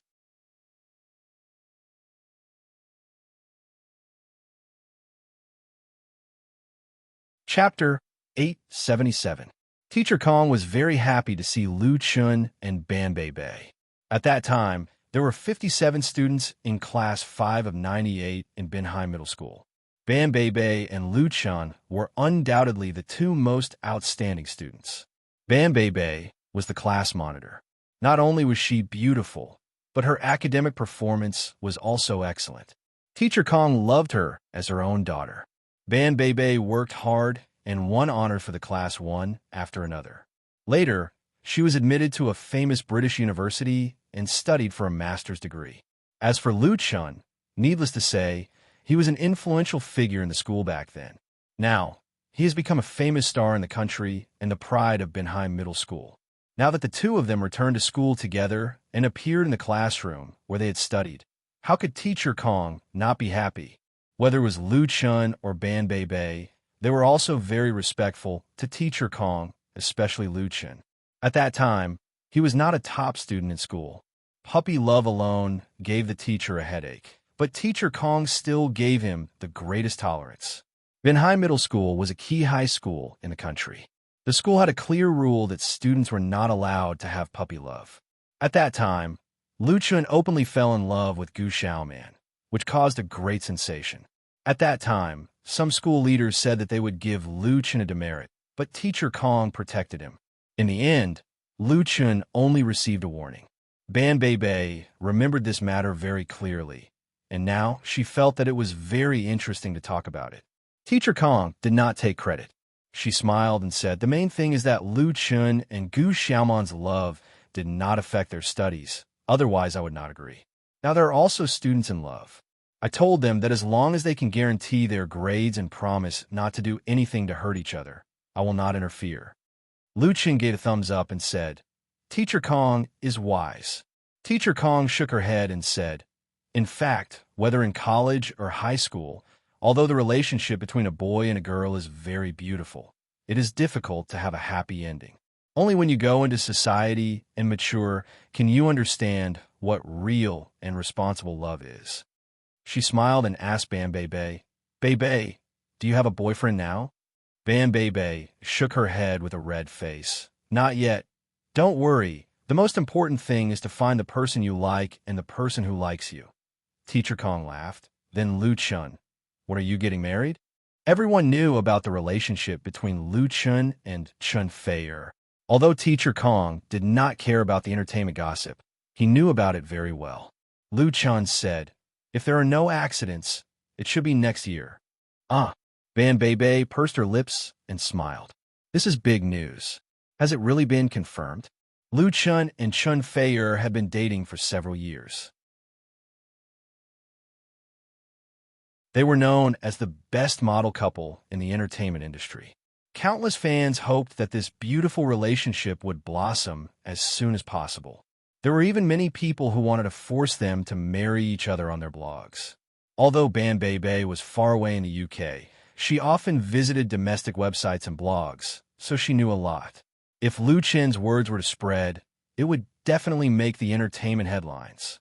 In front of the teacher and old classmates, Lu Chun had nothing to hide. He said frankly, basically, it has not been made public for the time being. When the time comes, I will invite you and Teacher Kong to the wedding. Bebe clapped her hands. Then I have to prepare the red envelope first. Teacher Kong looked at the two students with a smile. In fact, she was more optimistic about the couple of Lu Chun and Bebe. Unfortunately, the two were not destined to be together and could only be good friends. Ring, ring, ring. At this time, Lu Chen's cell phone rang. He immediately picked it up, said a few words, and hung up, and then said, the celebration in the auditorium is about to begin. Teacher Kong, teacher, let's go together. Oh, Teacher Kong was annoyed. I forgot about the business. Let's go. The three left the classroom together and rushed to the school's auditorium. When Lu Chun appeared in the auditorium, everyone's eyes were focused on him. Binhai Middle School has been educating people for 100 years and has trained batch after batch of excellent students, including government officials, well-known entrepreneurs, and literary and artistic figures. But among the young people, no one is better than Lu Chun. He is like the sun shining. At this celebration, Lu Chun, as one of the alumni representatives of Binhai Middle School, spoke on the stage. Although it was only a short 7 minutes, it won many warm applause.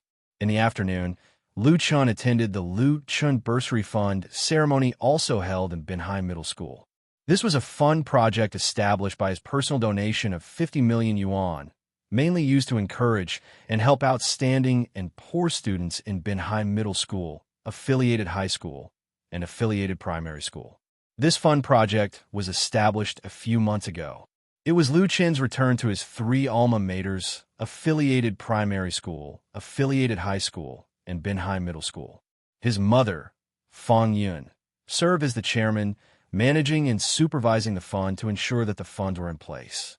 After the ceremony, Lu Chun was received by the mayor of Binhai City and the secretary of the municipal party committee, and then he was interviewed by the TV station. It was not until 8 o'clock in the evening that he hurried to the gathering place. The gathering of Class 5 of 98 was held in a local 5-star hotel in Binhai. When Lu Chun arrived, a group of high school classmates had already finished their dinner and moved to the hotel's karaoke bar. When the waiter opened the door of the big room and invited Lu Chun in, the people inside were wailing and singing. The long sofa was filled with at least 30 people. Everyone was drinking and chatting. It was very lively. At first, no one noticed, thinking that it was a waiter or a student going to the toilet. It was a girl with sharp eyes who recognized Lu Chun. She involuntarily opened her eyes wide and screamed with her top soprano voice, Lu Chun. Lu Chun took off his sunglasses and said with a smile, Liao Sha Sha, your banshee's howl has been trained to the peak. This girl's name was Liao Sha Sha. She could emit a scream that could shatter the eardrum. Therefore, the boys in the class jokingly said that she had mastered the banshee's howl skill. Now, it was used by Lu Chun to tease her. The atmosphere in the room instantly froze. Several lords holding the microphone were speechless. Only the accompaniment music echoed. Lu Chen smiled and said, Lao Wu, Fong Jian, Zhao Linsheng, Li Yuan, Zhang Zhenqin. Long time no see. The long time no see instantly closed the distance. The next moment, the atmosphere in the room was restored to the festive atmosphere. The male and female students all gathered around, shook hands, and hugged Lu Chun, patted his shoulder, and said hello. The estrangement and strangeness of not seeing each other for many years was washed away by the joy of reunion.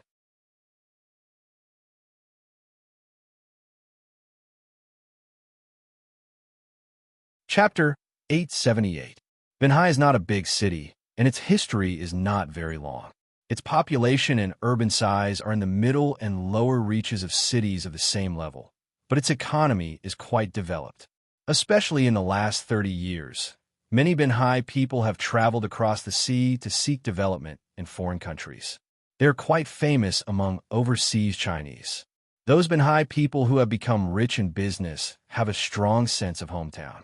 Many of them have come back to start businesses and companies and use various ways to repay their hometown. Donations and good deeds are everywhere. Lu Chen's donation of 50 million yuan to his alma mater was actually following this tradition.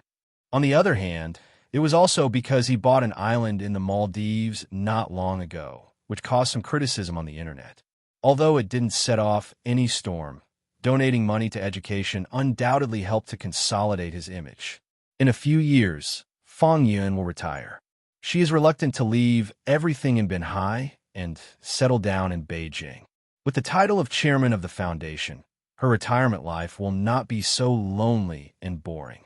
Fang Yun is also very supportive of this. After attending the centennial ceremony of Binhai Middle School, Lu Chun came to Hangzhou without stopping. On the evening of the 31st, he will participate in the New Year's Eve concert held by Zhidong Satellite TV at Hangzhou Huanglong Stadium. 2 years ago, Lu Chun bought a house in Hangzhou's Shizihaoyuan. So now that he is back in Hangzhou, he is not afraid of not having a place to stay. This 470 square meters penthouse mansion is empty most of the time. Before Lu Chun came, he had notified the property management company to have it cleaned. The house is large and clean, but because no one has lived in it for a long time, it looks deserted, which makes Lu Chun, who is alone, regret that he should not have bought such a big house. However, he doesn't really regret it. This house is a rare and out-of-print type. In the past 2 years, the price of houses in Hangzhou has risen sharply.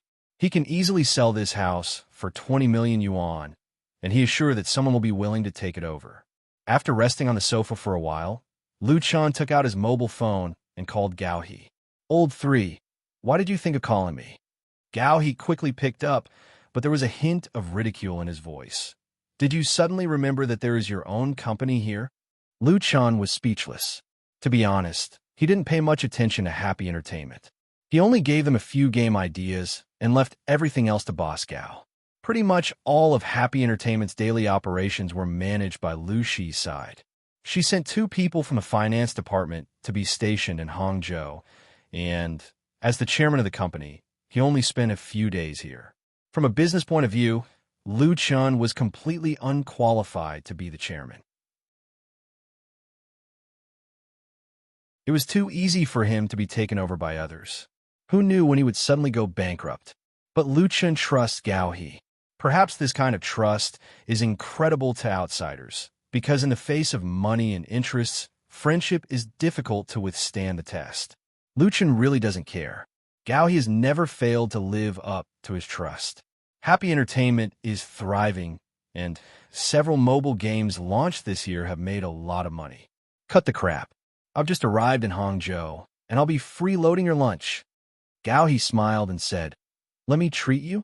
Then let's go to the back street and eat. Lu Chun smacked his lips. Okay, I'll see you at the old place. This time, Gao He was shocked. Are you really going to the back street to eat? Lu Chun despised. What's the problem? I'm going now. You can come with your wife. Gao He said, Xiaoling can't come now. Let's meet and talk. His voice was a little strange. Lu Chun didn't think much about it. He hung up the phone and rushed to the back street from home. The back street was not called the back street. It was a small street behind Jianghai University. It was popular because there were many small restaurants and small hotels. Lu Chun and his roommates often ran to the back street to have a sumptuous meal. The familiar back street, the familiar scenery, the familiar smell of oil, and the familiar menu.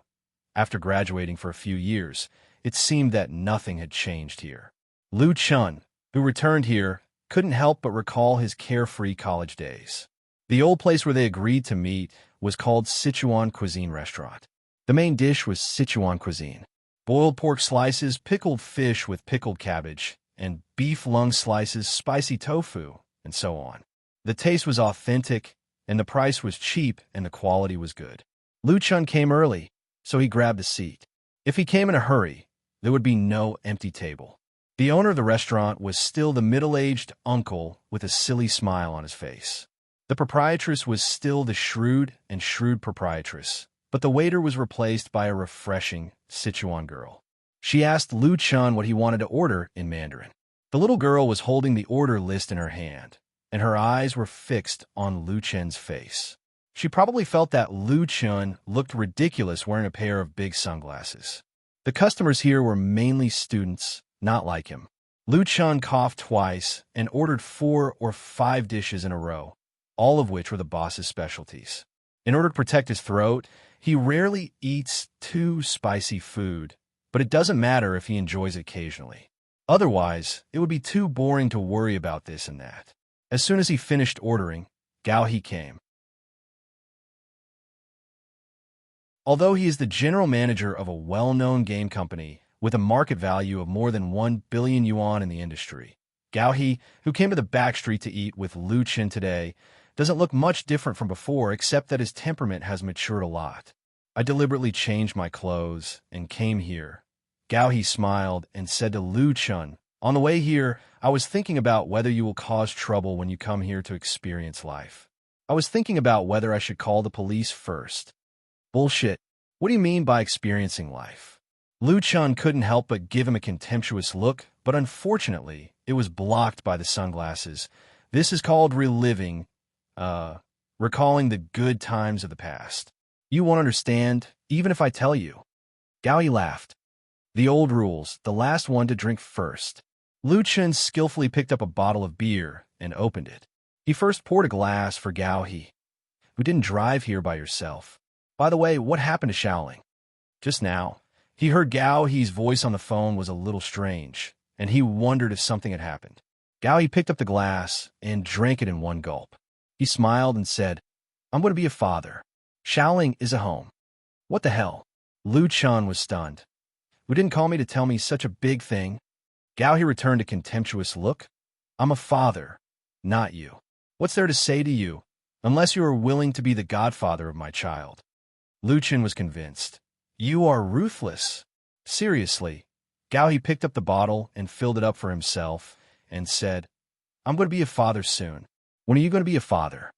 "Everyone is very concerned about this problem." Lu Chun laughed. "Let's not talk about this first. Let's drink."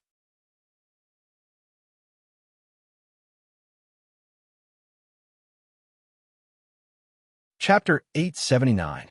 As the most popular star in the domestic entertainment industry, and he also owns a number of companies under his name, Lu Chun's net worth is also unmatched in the industry. In the latest issue of the entertainment industry's wealth list, Lu Chun ranks first with a net worth of 3.7 billion. But the industry generally believes that this is an underestimation. Lu Chun's net worth is at least 5 billion, and it will not be a problem for him to reach 10 billion in the future. He is fully qualified to participate in the competition of the wealth list. Although Gao He is far from being comparable to Lu Chun, he also owns 10% of Happy Entertainment shares. At present, the industry's valuation of Happy Entertainment is about 3 billion, and 10% is 300 million. Two billionaires sat in a backstreet restaurant filled with the smell of oil and smoke, drinking Westlake beer that cost 3 yuan a bottle, eating fish with pickled cabbage and chili that cost 28 yuan, and spicy tofu that cost 10 yuan. But he was very happy. "You know what? When I was in Beijing, I often thought of the fish with pickled cabbage and chili here. Lu Chun picked up a large piece of tender fish, stuffed it into his mouth, and said vaguely, "Then I went to other restaurants to eat, but I didn't feel that it tasted like this." The fish with pickled cabbage and chili in this Sichuan restaurant can be regarded as the best. The main ingredients are fresh grass carp slices, pickled cabbage pickled at home, and chili and other seasonings brought back from Sichuan province. The fresh, fragrant, spicy, and sour taste are simply irresistible. When he was studying at Shanghai University, a group of people in Lu Chen's dormitory often came here to have a sumptuous meal, and the fish with pickled cabbage was a must-order dish. "Beast, you eat so fast." Gao He quickly grabbed a piece of fishtail and said with a smile, "Then I'm much happier than you." As he spoke, he quickly picked up the fish. The two guys, who were worth hundreds of thousands of yuan a minute, fought over a plate of fish with pickled cabbage and chili that cost 28 yuan. In fact, it's not bad now. In the past, people were fighting over a pot of vegetables, which was the most delicious. Excuse me, are you Senior Lu Chun?" Just as the two of them were happily fighting over it, a timid voice suddenly came from the side. The one who asked the question was a girl sitting at the next table. She stared at Lu Chun. Big eyes were filled with excitement, and her pink cheeks were flushed. There were 3 other girls at her table, and they all looked as if they had discovered a new continent. Cough, cough. Gao He's pickled cabbage was stuck in his throat, and he almost choked to death. Someone recognized me? Lu Chun really wanted to say, "I'm not Lu Chun, I just look more similar," and put on the sunglasses that were previously placed on the small dining table.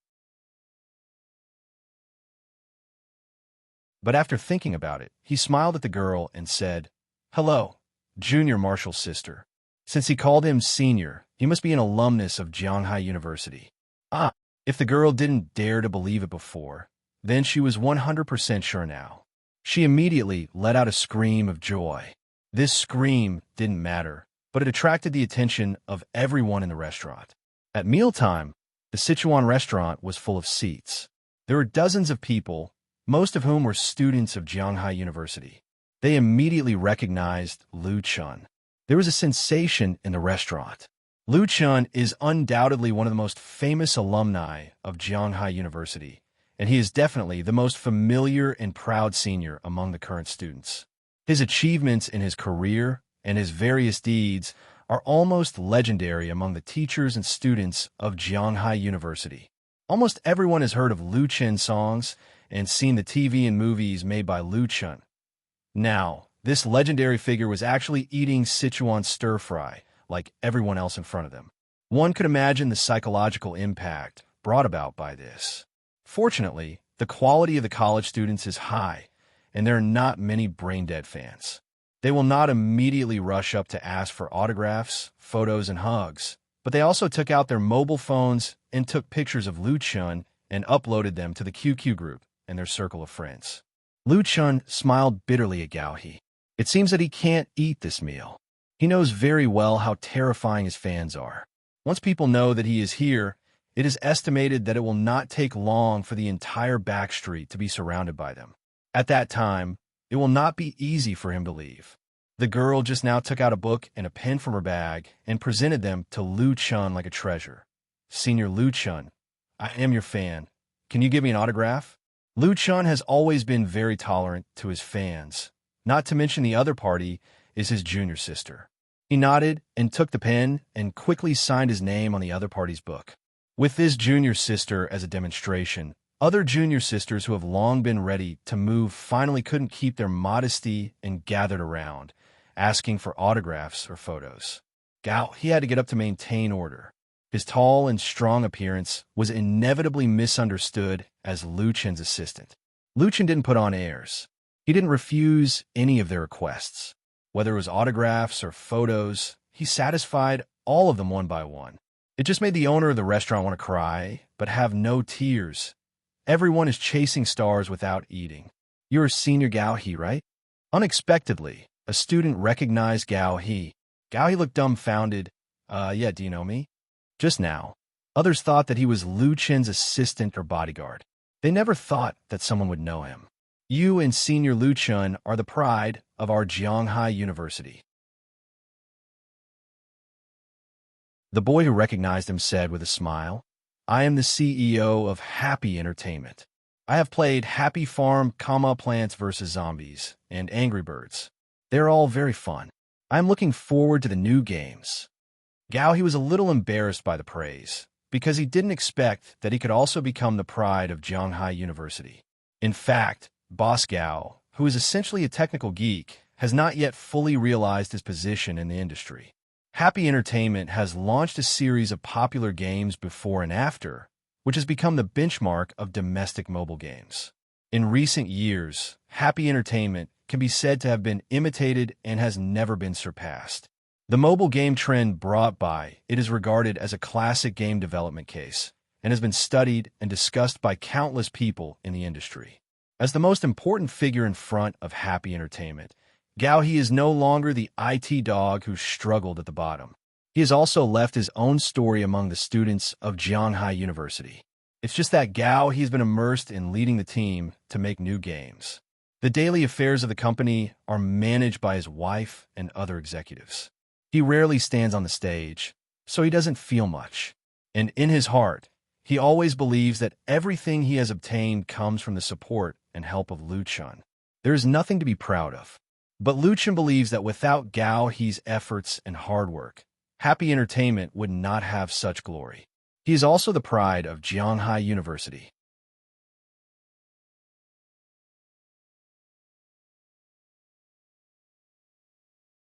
Chapter 880. In the end, Lu Chun and Gao he didn't manage to finish the meal. Seeing that there were more and more people in the restaurant, and many passers-by who didn't know the truth were attracted, they quickly left before things got out of hand. In the afternoon, the two came to the headquarters building of Happy Entertainment together. Lu Chun is the chairman of Happy Entertainment and owns most of the shares of this emerging game company. However, since the establishment of Happy Entertainment, the number of times he appeared in the company is really pitiful. This is definitely abnormal. Basically, no big company will have such a situation, especially a new company with a booming career. It's hard to imagine that the founder won't show up for a long time. But Happy Entertainment is really different from ordinary companies. The original intention of its establishment was that Lu Chun didn't want to see Gao He and his girlfriend break up because of career and life conflicts, so he helped his friend in college. Lu Chun provided creativity and funds and handed over the establishment of Happy Entertainment to Gao He and let the latter do it. What he gave was not only these, but also trust. He trusted that Gao He would not let himself down, and Gao He did not disappoint Lu Chun's trust. He worked hard to bring Happy Entertainment to where it is today, and at the same time, he reaped both career and love. It was this sincere friendship and mutual trust that allowed the two to not have any contradictions in the management of Happy Entertainment. Except for Lu Shi's financial supervision, Lu Chun has never told Happy Entertainment what to do at work. He is more like the spiritual leader of Happy Entertainment, or even a mascot. In fact, with the title of chairman of Lu Chun, it was really too easy for Happy Entertainment to attract talents. Even at the beginning of its establishment, this famous signboard could make people look up to it and bring a lot of convenience. Today, Happy Entertainment has more than 300 employees, at least more than half of which are Lu Chun's fans. They are also proud to work in Lu Chun's company. When they meet with friends outside, they can gain countless envy. Therefore, when Lu Chun comes back occasionally, he doesn't need to promise any salary increases or promotions. Big boosts the morale of the employees. But this time, Lu Chun didn't just come to Happy Entertainment for a simple inspection. Because in one day, that is, January 1st, 2019, Happy Entertainment's first large-scale online game, The Proud, Smiling World, will officially launch its open beta. Lu Chun invested in the establishment of Happy Entertainment. In addition to helping Gao He, another important purpose was to build a series of industrial projects around wuxia IP, of which The Proud, Smiling World was one of the focuses. Like Happy Farm, which has been sold to QQ Games, and the popular Plants vs. Zombies and Angry Birds and so on, it is just a practice, which is used to accumulate the strength of the company. It was by relying on these short and quick projects that Happy Entertainment easily made a lot of money and invested it in the development of the online version of the proud, smiling world. In order to ensure the quality of the game, the online version of the proud, smiling world uses the latest virtual 3D engine. The cost of buying the copyright alone is as high as $10 million. It supports 3D and 5D dual mode vision, supports simultaneous game between computer and mobile, and will support VR mode in future versions. This game was set up more than a year ago. Happy Entertainment invested more than $200 million, hired a group of elites in the industry, and outsourced some of the content to top companies to assist in the production. Now, they finally have a reliable finished product ready to go online. Come and play. Let's see how our game is doing. In the office of Happy Entertainment's headquarters, Gao He excitedly led Lu Chun to sit in front of computer. The 32-inch large screen shows the login interface of the proud, smiling world. In fact, Lu Chun has seen the expansion packs, CG scenes, character styles, game scenes, and so on of the online version of the proud, smiling world, but it is definitely the first time to try it out. According to the account and password provided by Gao He, Lu Chun logged into the game with great interest. It hasn't been online yet. There is only one internal test server in the server. After choosing to enter, the character ID will come out, a level 60 test account. The class of the test account is Blade Master, the sect is Huashan, and the way to add skill points is Swordmaster style. Lu Chun controlled the character to rush all the way to the wild monster area near Huashan, and the monsters were scared shitless by the sword. Although it is the first online game of Happy Entertainment, the production level is no worse than the domestic counterparts, especially with the latest 3D engine. Whether it is the architecture, scenery, character weapons, or light and shadow effects are very good, and the game experience is still very smooth with a high special anti-aliasing and so on. The most painstaking part of the production is the skill effect. When the Solitary 9 swords is used, the flowing light is gorgeous and dazzling, coupled with exciting sound effects. It really makes people feel a kind of blood-boiling feeling. Moreover, players can switch between 3D or 5D game mode at will. They can play on computers or on mobile phones, which can be said to take care of the needs of most players. Lu Chun played for a full half an hour before he went offline. Great! He gave Gao He a thumbs up. Thank you for your hard work. Success is by no means a fluke, especially for a large-scale online game like this. No pains, no gains. If you want to make a good game, you need excellent creativity, you need a lot of capital investment, and you need the cooperation and hard work of the team. Although Lu Chun rarely appears in Happy Entertainment, he also knows how much Gao He has paid for this game. Xiaoling even complained to Lu Shi that he often works overtime in the company and doesn't go home all day. Hearing Lu Chun's praise, Gao He and the other main creative staff around him were all happy and felt that their hard work has been rewarded. Gao He smiled and said, "This VIP account is specially created for you, and the equipment is the best. In the future, you can play it anytime if you want to and bring popularity in the game." Don't look at Gao He as a technical geek. In recent years, he also has a basic business mind. He knows how useful Lu Chun's golden signboard is. If he doesn't play it, it would be a waste of God's gift. So before Lu Chun came back, he deliberately told the technical department to create this account for Lu Chun. Gao He proudly shook his mobile phone.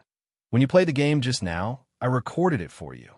I will put it on the blog and advertise it again, huh?" Lu Chun is convinced. He didn't expect Gao Da's wooden head to finally be enlightened, but he has no reason to object. He should support it.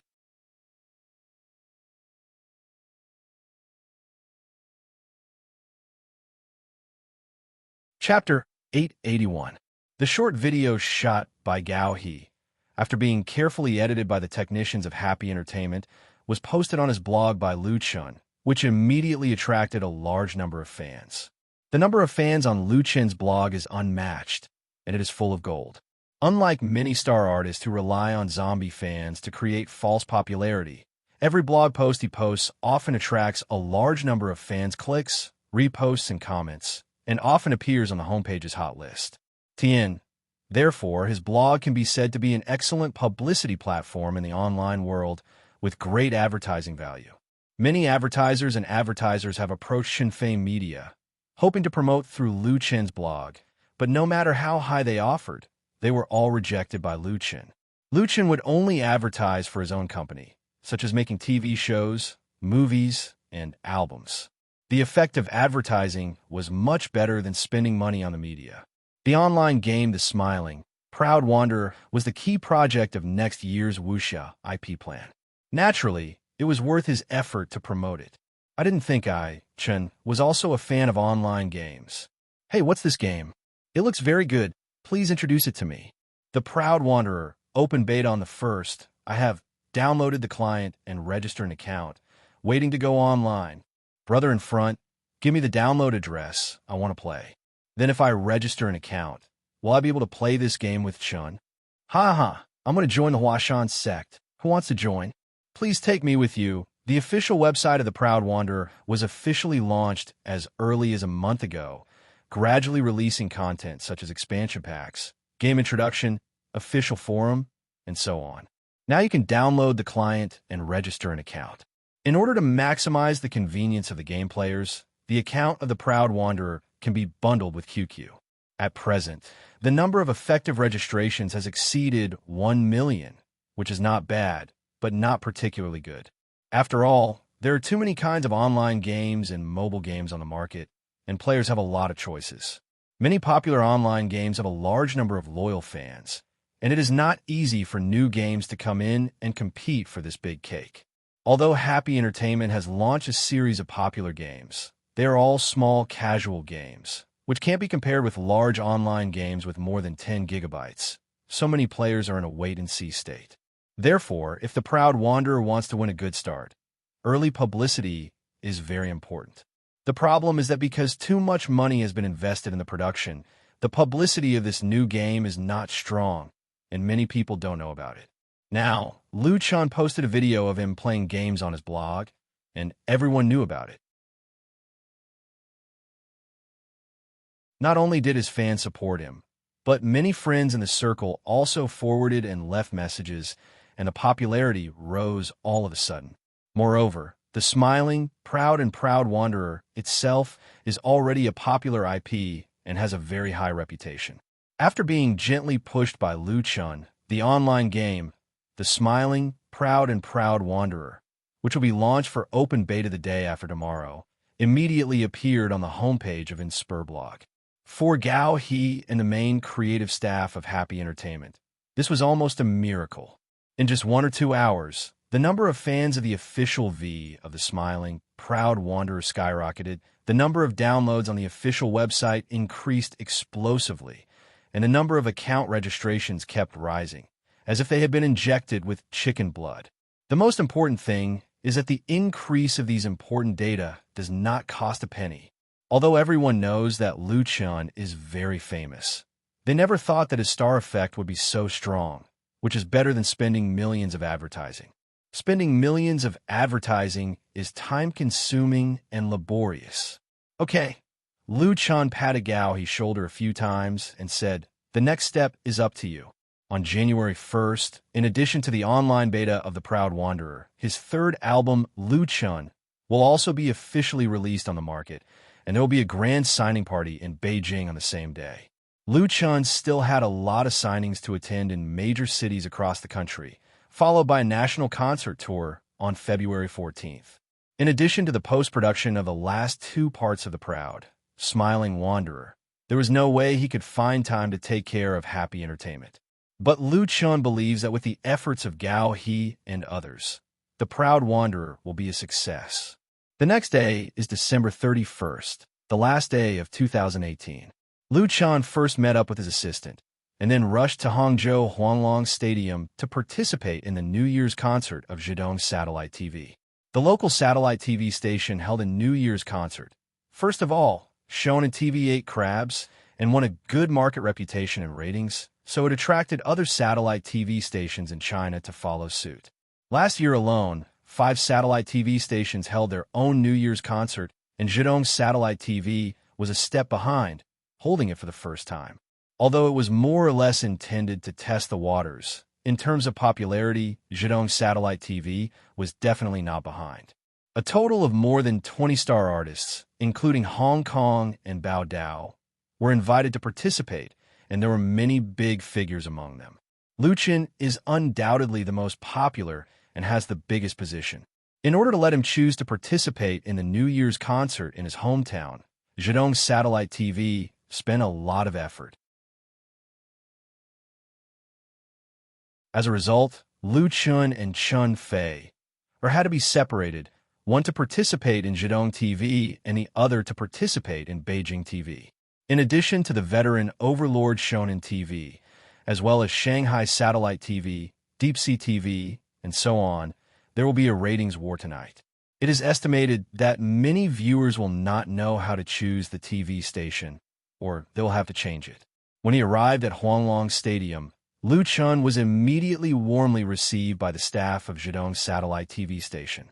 The New Year's concert of Zhejiang's satellite TV station started at 19:30 in the evening. Lu Chen came ahead of time at 3 p.m. to familiarize himself with the venue and equipment and to cooperate with the staff, dancers, accompaniment, and so on to rehearse with staff, so as to avoid any accidents during the live broadcast. This was a privilege that only big stars had. The extras and ordinary actors had already rehearsed many times, and the small stars had to come a few days in advance, and the treatment was also very different. In recent years, the New Year's concert has become popular, and the various satellite TV stations have scrambled for stars, and the performance fees have also risen. Usually, they can invite 100 or 200,000, but at this time, it has increased at least 2 or 3 times. In order to poach Lu Chen, Zhejiang's satellite TV station offered a high price of $5 million to Qinfei Media, and it was still after tax. Even so, if they didn't play the family and friendship card, they might not be able to win against Xiangnan and Beijing Television. In the backstage area lounge of the stadium, Lu Chen met Tian Tian.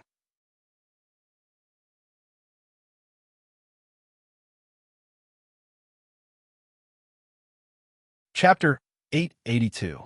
Director Tan. Lu Chen smiled at Tian Tian in a teasing tone. I haven't seen you for half a year, and you've gotten prettier. It was not a compliment. Tian Tian was indeed very beautiful that night. A diamond-studded evening gown accentuated her charming figure. She wore light makeup and was smiling. Her eyebrows were full of charm, making her look beautiful and elegant. Tian Tian rolled her eyes at Lu Chen's teasing and said coquettishly, I'll tell Sister Fei, that you're flirting with me. Let's see how she'll deal with you. Lu Chen surrendered. All right, you're ugly today. After the joke, the two got down to business. Tian Tian was both a good friend of Lu Chen and Chun Fei, as well as a business partner. Star Factory Media, founded by Tian Tian, had Lu Chen and Chun Fei's shares. The first reality talent show, China's Voice, became an instant hit and was now the ace entertainment show of Zhejiang's satellite TV station. The idea for China's Voice was provided by Lu Chen, and the copyright was registered. With the show's popularity, the copyrights had been sold to many countries, and they made a lot of money. It was also by relying on China's Voice that Star Factory Media's reputation in the industry soared. Tian Tian became a rising star in the upper echelons of the industry and appeared on the cover of fashion magazines several times. In many ways, Star Factory Media was similar to Happy Entertainment. Lu Chen held shares and provided creative models, but they were also managed by others. Tian Tian came to find Lu Chen not just to catch up with friends. The two were in different places, and both were very busy. It was not easy to meet each other, so Tian Tian made a long story short and asked directly, about what I told you last time, do you have any good ideas? In the industry, Lu Chen had the reputation of turning stone into gold. Not only did he make many celebrity artists popular, but the projects he invested in and managed were all successful. His creative inspiration seemed endless. Tian Tian had personally experienced the magic of Lu Chen. When Star Factory was first established, she would never have imagined that China's Voice would become such a huge success. At the beginning, Tian still had the idea of being content with a little wealth, thinking that she could create a small career of her own after leaving Zhidong's satellite TV station. But now, she was eager to make Star Factory Media bigger and stronger, and even go public. She did not hide her ambition from Lu Chun and Chun Fei-er, and to realize her ambition, just relying on China's Voice alone was far from enough. Star Factory Media needed more competitive products. Naturally, Tian went to Lu Chun and confidently asked him for ideas. Lu Chun smiled. He took out a stack of paper that he had prepared beforehand and handed it to the other party. For this matter, Chun Fei-er had spent a lot of time on Pillow Talk. He had deliberately squeezed out some time to come up with a plan. Tian's eyes suddenly lit up, and she could not wait to snatch it. She did not expect Lu Chun to be so well prepared. Looking at the thickness of the paper, this program plan must be quite complete. Maybe it could be directly launched. Tian had never doubted Lu Chun's talent and strength. "Where are we going, Dad?" But when she saw the title of the program, she was still stunned. What the hell was this? Out of trust in Lu Chun, Tian still looked at it carefully. Gradually, her expression changed. Sometimes she frowned, sometimes she relaxed, and her eyes flashed with an inexplicable brilliance. There was still some time before the rehearsal, so Lu Chun was not in a hurry to rush her. He unscrewed a bottle of mineral water and slowly drank it. "Where are we going, Dad?" was the new program proposal that he specially came up with for Star Factory Media. The creative idea was still derived from the memory of the dream world. It was a popular entertainment program, different from the popular singing and acting talent shows. "Where are we going, Dad?" was a fresh outdoor parent-child reality show. The target audience was celebrities with children of the right age, allowing them to participate in the show together, presenting a storybook of celebrity family life education. Most importantly, this program was completely out of the recording studio, allowing the participating celebrities' families to experience a different kind of life in the beautiful wilderness. There was too much content and interest to be unearthed. Tian was originally in the industry, and after completing a major project like China's Voice, her ability had been greatly tempered. Naturally, her judgment had also improved correspondingly. Therefore, even before she finished reading the program proposal that Lu Chun came up with, she already felt that "Where are we going, Dad?" would definitely be a success. It was highly likely that it would become another popular variety show after China's Voice. After flipping to the last page, Tian carefully put the proposal away, then looked at Lu Chun. Lu Chun was baffled. "What's wrong?" Tian sighed.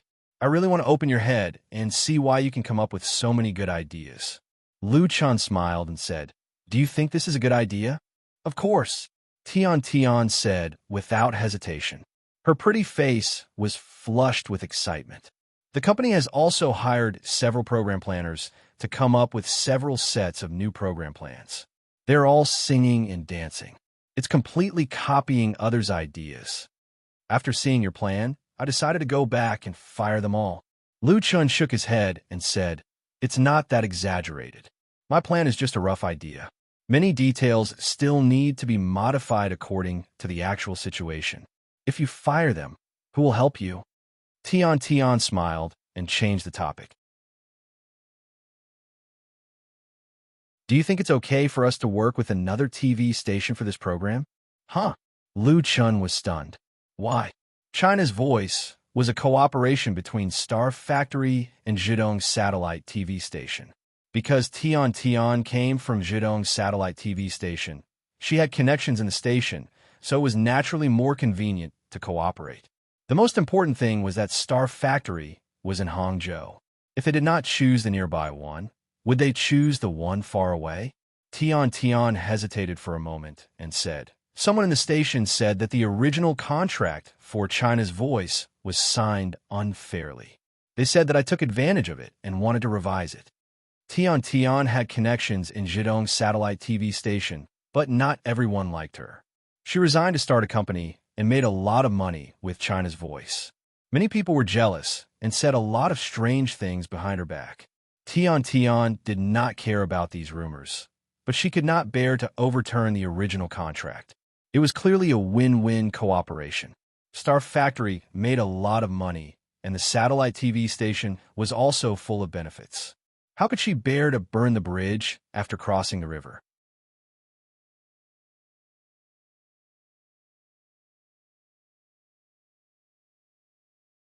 Chapter 883.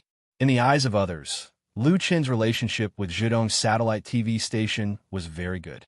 He appeared in Zhidong's satellite TV station's programs many times, participated in many activities organized by the satellite TV station, and the TV series he starred in also premiered on Zhidong's satellite TV station.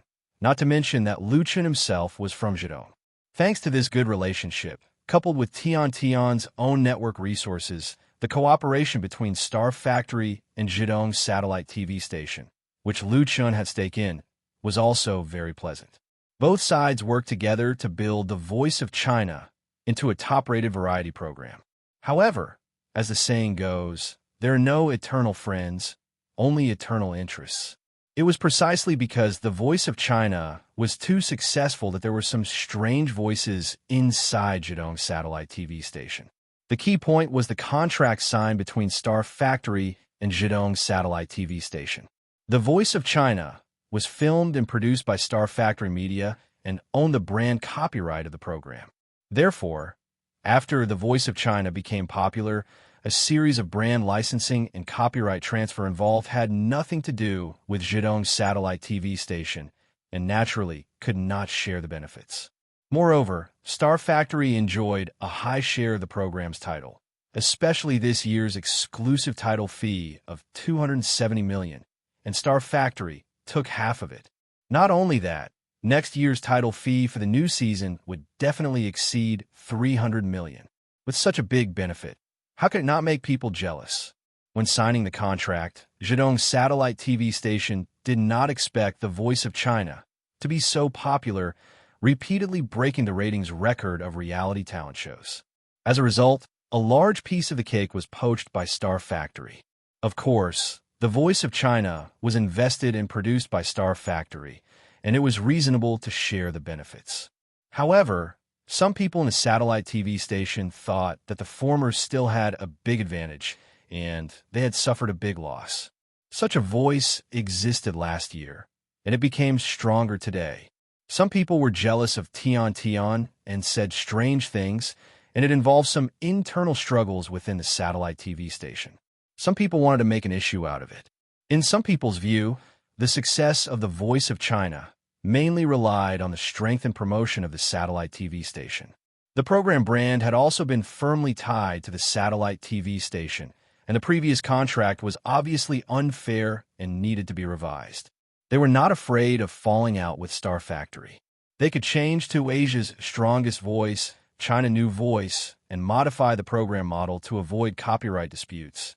And then they could swallow all the benefits. This kind of voice is now very popular within the satellite TV station, and it has also caused a lot of pressure on Tian. One of the leaders of the station privately told Tian to pay attention to her image.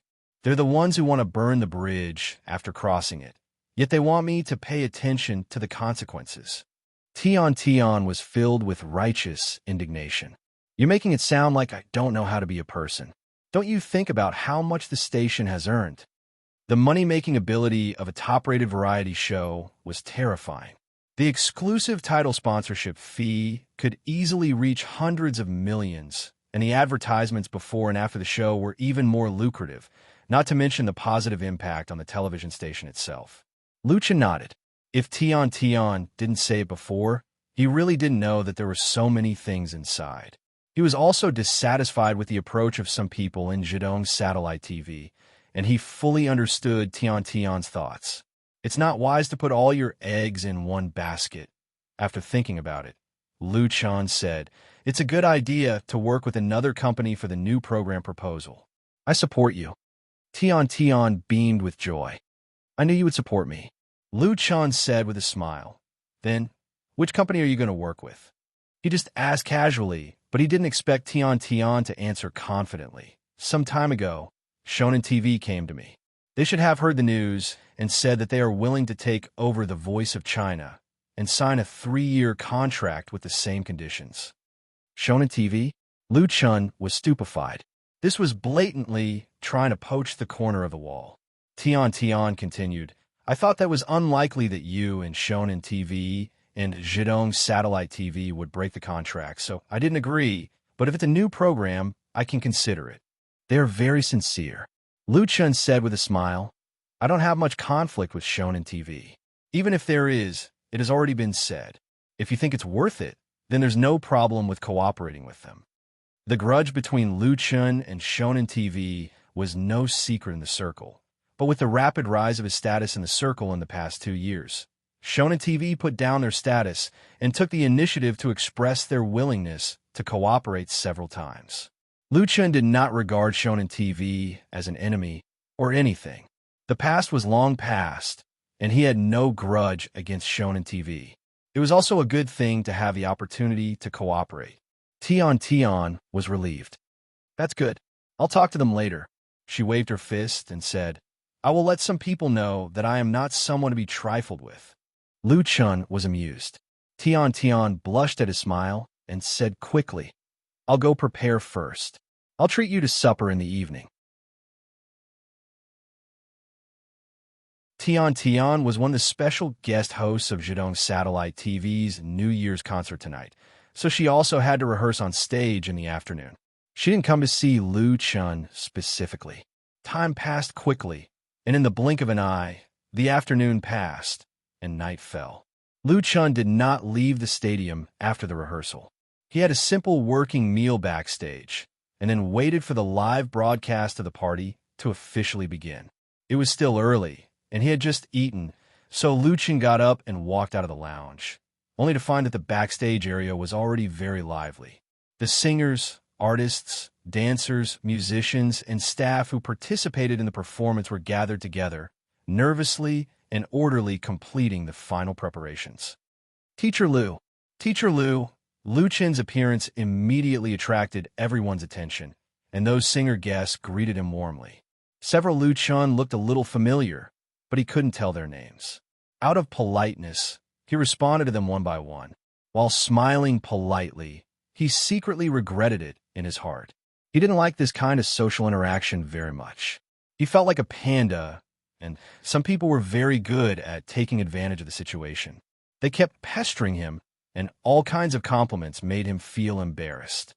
Brother Lu Chun. Fortunately, the appearance of Mu Xiaochu saved Lu Chun. Tonight, Zhidong Satellite TV's New Year's concert invited MSN, so Mu Xiaochu was also backstage. The good relationship between Mu Xiaochu and Lu Chun was well known in the circle. She held Lu Chun's arm and smiled, so naturally there was no room for others to interrupt. Several small stars who couldn't find an opportunity could only secretly envy them. At 7:30 p.m., the 2018 to 2019 Zhidong Satellite TV New Year's concert officially began. Hangzhou Huanglong Stadium, which could accommodate 70,000 people, was already full.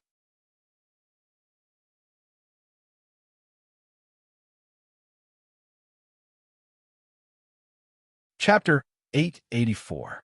The laughter of the sea, the surging tide on both sides, floating and sinking with the waves, only remembering today. The heaven laughs, the world tides, who loses and who wins, God knows. Hangzhou Huanglong Stadium.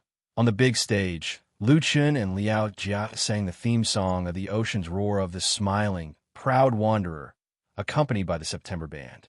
In the movie The Smiling, Proud Wanderer, this song was created by Lu Chun and sung by Lu Gangsheng and Tan Hong together as the interlude and ending song, and it was also the main melody of this martial arts drama.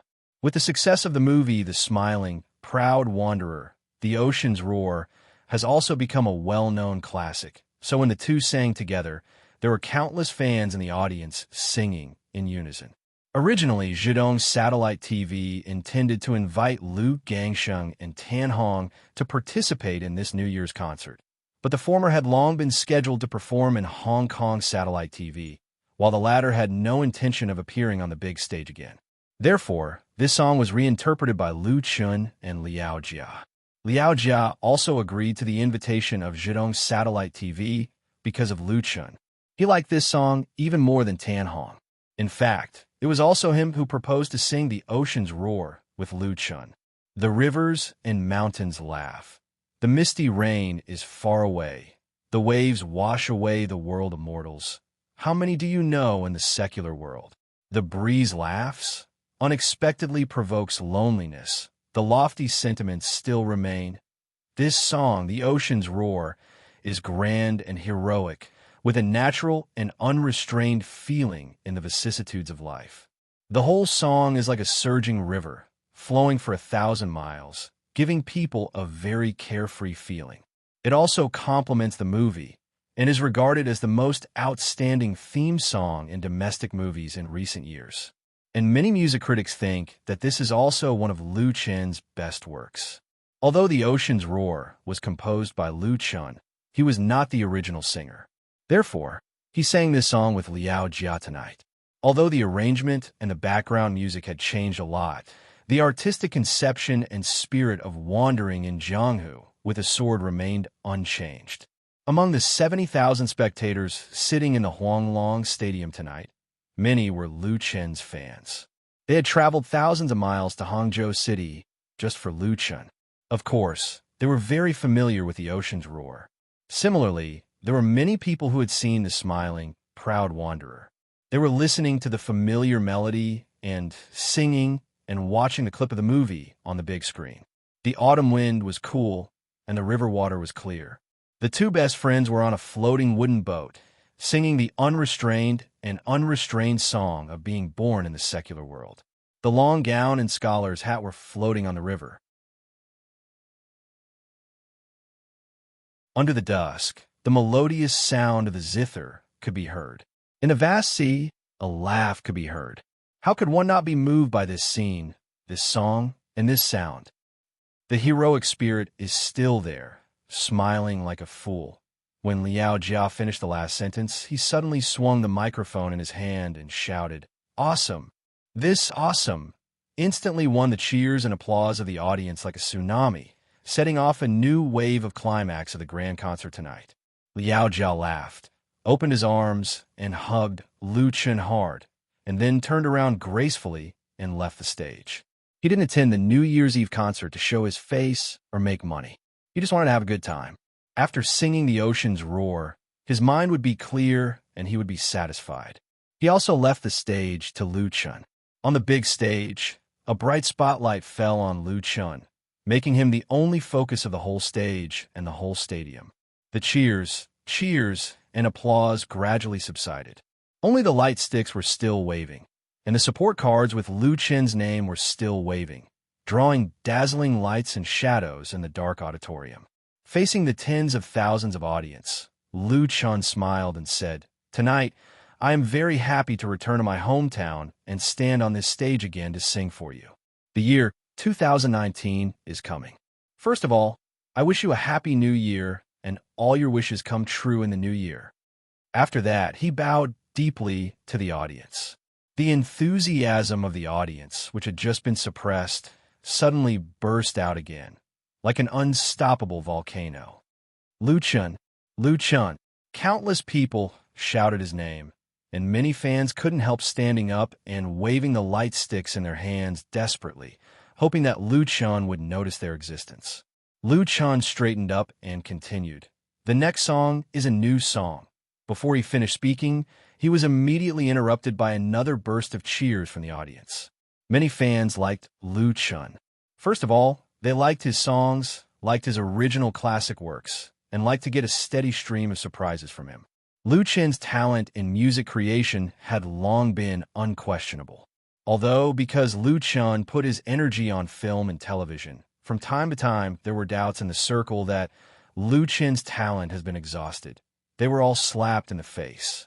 Now, Lu Chun once again gave his fans a surprise, but it was not a very unexpected surprise.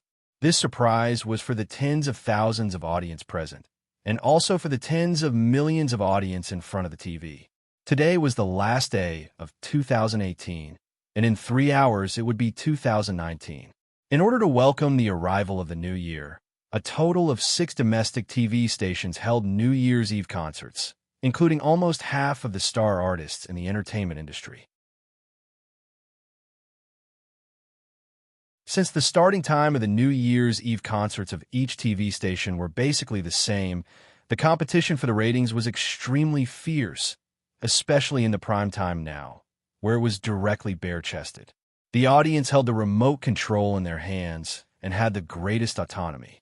They could watch whichever TV station they wanted to watch, and often only to find their favorite stars or songs, so the real-time ratings data fed back often fluctuated greatly. But at this moment, Zhejiang's satellite TV's ratings ranked first, directly crushing the second-ranked Shonan TV by 2 points, and it was gradually widening. Although such a lead was temporary, it was enough to make Zhejiang's satellite TV proud.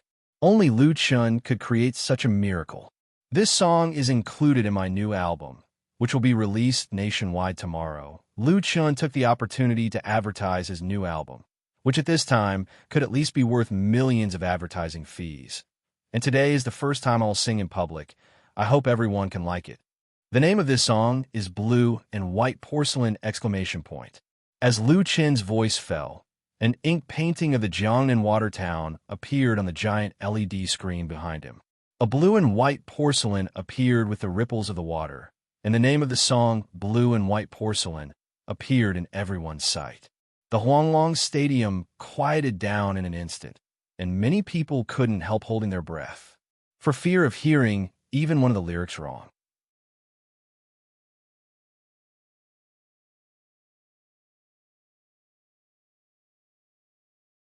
Chapter 885. Many people believe that Lu Chen's achievements in music far exceed others. Although the TV series and movies he starred in are all popular, they can't compare to his contribution to the Chinese pop music world.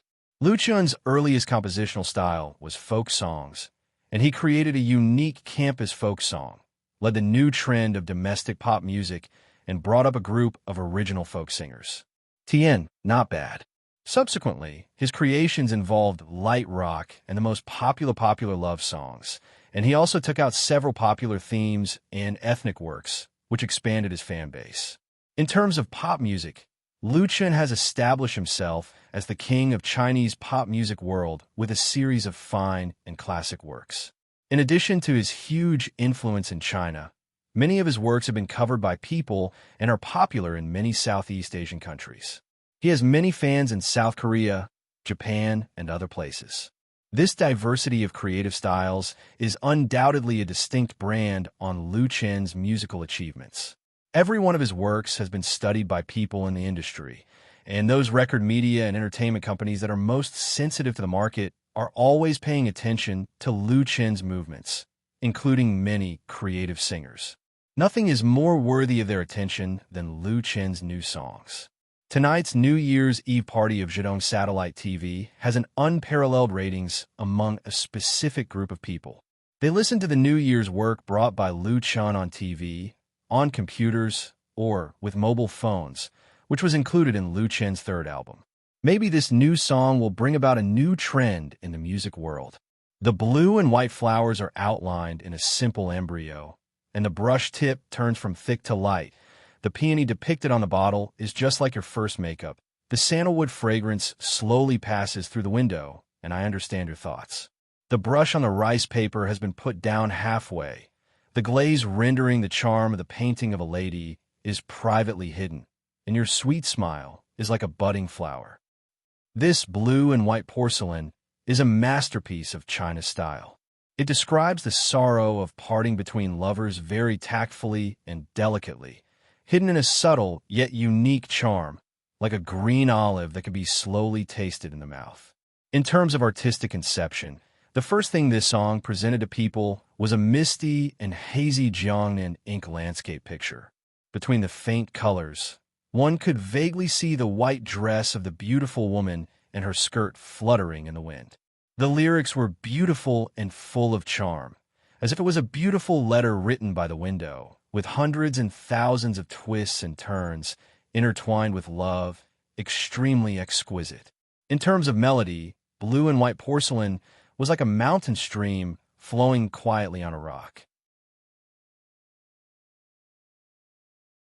It was clear and bright, winding and lingering, just like Celadon that cared about its own beauty. It was simple and elegant without any pretentiousness. But the most touching part was Lu Chen's interpretation of the song. It was affectionate but not boring, clear but not weak. It was as if he was narrating, and every word that entered the ears moved the heartstrings. The azure sky waits for the misty rain, and I'm waiting for you. Smoke rose in spirals, thousands of miles across the river. At the bottom of the bottle, the calligraphy was engraved to imitate the elegance of the previous dynasty, just a foreshadowing of my meeting you. Hangzhou was a very unique city. She was a gentle and moving young lady. Under the light and heavy makeup of Westlake, she transformed into a curtain of misty rain in the south of the Yangtze River. Under the fragrance of Longjing tea, under the osmanthus flowers, every trace of meaningful and elegant. This city and the temperament of Blue and White Porcelain were almost perfect, so it was used by Lu Chen as the new song for tonight's concert. This Blue and White Porcelain was also a good song that needed to be savored carefully. It would not give people a strong sense of impact at once, but the more you listened to it, the more it tasted. In the tide of applause and cheers, Lu Chen, who finished singing Blue and White Porcelain, bowed to thank the audience and then left the stage. Tonight, he would fly back to Beijing. When Lu Chen's flight took off, a large number of concert clips had appeared on Waves' blog, and Blue and White Porcelain was directly pushed to the homepage of the hot list. The most enthusiastic response was from music critics. Their love and praise for this song were very high. Some music critics regarded it as a new breakthrough in Lu Chen's music creation and predicted that it would create a new genre, making people look forward to Lu Chen's new album, which would go on sale tomorrow. After nearly 2 years, Lu Chen finally released his third album. This album, named after him, attracted the attention of a large number of fans and the industry from the beginning. As of Christmas on December 25th, the pre-orders for Lu Chen's album had exceeded 1 million copies. Of course, this pre-order included a variety of package combinations, from the cheapest single-disc CD of 20 yuan to the gold limited edition commemorative set of 8,888 yuan. And this was already an impressive achievement. Because online pre-orders needed to be paid in full, this new album had not yet been officially released, but Xinfei Media had already raked in more than 100 million yuan. After deducting production, channels, promotion, taxes, and other costs, there was at least a 30% profit. For other singers, this is an unimaginable miracle, because today's pop singers rarely rely on selling albums to make money. Everyone goes through advertising, business, entertainment, and other channels to make money. 9 out of 10 people will starve to death if they stay in their own land to sell records. And even if they sold albums, they mainly went the way of online albums. If they sold tens of thousands of copies, it would be worth holding a celebration party. After all, although copyright management was quite strict, piracy of pop songs was unavoidable and strangled. On the one hand, the latest songs could be downloaded with a click of the mouse. On the other hand, they needed to spend money to buy it, which was a great test of human nature. Most of the people who were really willing to support were fans. And in this regard, the terrifying popularity that Lu Chen had accumulated over the years burst out violently. When Lu Chen returned home in Beijing, it was already past 3 o'clock in the morning on January 1st, 2019. It was more or less a pity that he could not welcome the new year with Chen Fei. Putting down his luggage, Lu Chen took out clean clothes from the wardrobe and took a hot shower in the bathroom. After drying his hair, he changed into pajamas and crept to the bedroom. The bedroom was lit with a small night light, and the faint orange light shone on the big bed. Chen Fei, who was covered with a down quilt, was immersed in a dream with a sweet smile on his face. No one knew what kind of dream he was having. Lu Chen quietly lifted the down quilt and got into bed. A warm and fragrant smell instantly rushed into his nose, making him exhale comfortably, and his whole person relaxed. It felt good to be home. He leaned over and kissed Chun Fei-er on the forehead and reached out to turn off the nightlight. At this time, Chun Fei woke up from her sleep with a ah. She blinked and saw Lu Chun lying beside her. Note: blue and white porcelain lyrics. Fong Wen Composer. Zhou Jieluan.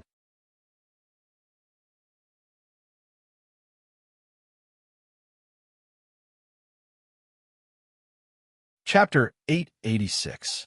You're back. Trying to open her sleepy eyes. Chun Fei murmured, "What time is it now?" Lu Chun put his hand on the back of her neck and carefully pulled her into his arms. He said, "I just came back. It's still early. Go to sleep." Chun Fei turned sideways and pressed herself against Lu Chun.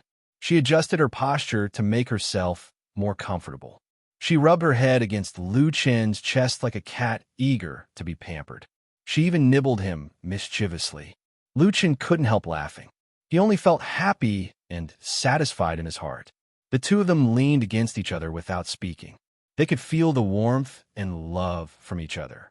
They only hoped that time could stop at this moment forever. Lu Chun was the most popular male star in the country, and Chun Fei was also qualified to be called the most famous female star. The two of them had common careers and their own careers. The time they spent together was not as long as the time they spent working together. Therefore, whether it was Lu Chun or Chun Fei, they cherished the private time that belonged to them very much. They made each other a spiritual harbor in their busy lives. Sleepiness came quietly. Lu Chun couldn't help yawning because of the tiredness of running all the way.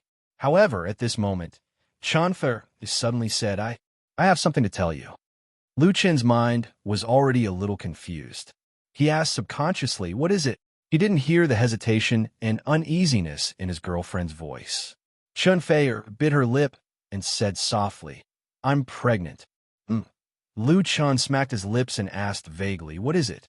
The next moment, it was as if a bolt of lightning flashed in his mind, making his consciousness suddenly sober. Lu Chun suddenly opened his eyes and asked in disbelief, "You mean, I'm pregnant?" Chun Fei hugged him tightly, buried her head in his arms, and nodded. Huh! A great joy rose in his heart, instantly drowning Lu Chen's entire body, making him feel as if he had been electrocuted from head to toe, his whole body involuntarily trembling. "I'm going to be a father." At this moment, Lu Chun wanted to announce to the world that he was going to be a father. The surprise and happiness came so suddenly that he couldn't believe it. He hurriedly asked, "When did you find out? Did you go to the hospital for a checkup? How long has it been?" In fact, thinking about it carefully, when the two of them were together, they didn't take any protective measures seriously. Especially when they were passionate, they didn't care that much. Chun Fei's pregnancy wasn't a big surprise. Chun Fei raised her head from his arms and said with a red face, "I was a little suspicious last week. When you went to Hangzhou, I bought a pregnancy test stick and tested it. Then the day before yesterday, I went to the hospital for a follow-up. It has been more than 4 weeks." Lu Chun couldn't help but complain. "Why didn't you tell me such a big thing earlier?" Chun Fei pouted and said, "I was afraid that it would affect your work." It was only for 1 or 2 days. She looked at Lu Chun seriously, and there was a flash of uneasiness in her eyes. You won't be unhappy, will you?" Lu Chun was stunned and didn't know whether to laugh or cry. "How can I be unhappy? I'm really too happy." At this moment, Lu Chun finally felt the weakness and uneasiness in Chun Fei's heart. Without thinking, he hugged her tightly and said, "Fei, let's get married." He had wanted to say this for a long time. It was a little late to say it now, but it was good that he said it. Chun Fei's body trembled, and her eyes were filled with tears. She wouldn't tell Lu Chun that she had been waiting for him to say this. Because of her family, she had an inexplicable fear of two people getting married and living together. She had seen too many men and women in the entertainment industry break up and get together, so she didn't have 100% confidence in the relationship between her and Lu Chun. Until now, When she heard Lu Chen's firm request, she finally saw her heart clearly. "Let's get married." Chun Feier nodded hard, and tears fell from the corners of her eyes. "Don't cry." Lu Chan was so distressed that he quickly kissed away the tears on her face. "It's not good for the baby." Chun Feier rubbed his pajamas hard to wipe away her tears.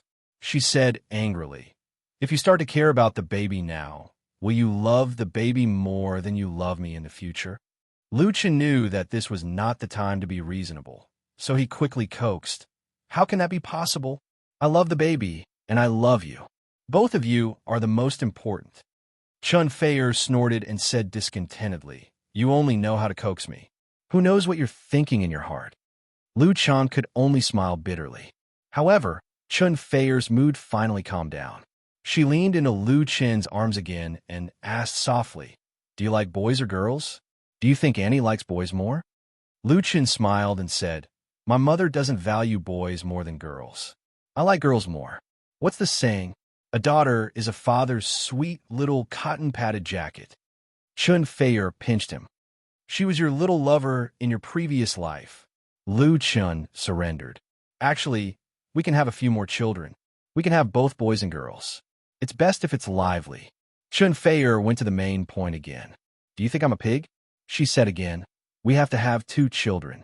It's too lonely to have one." The more Lu Chen thought about it, the more excited he became. "No matter how many children we have, the first one is the most important. I'll call my sister now and ask her to stop all your work arrangements for this year.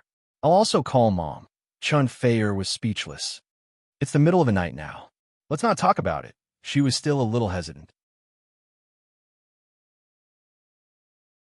Lu Chen objected.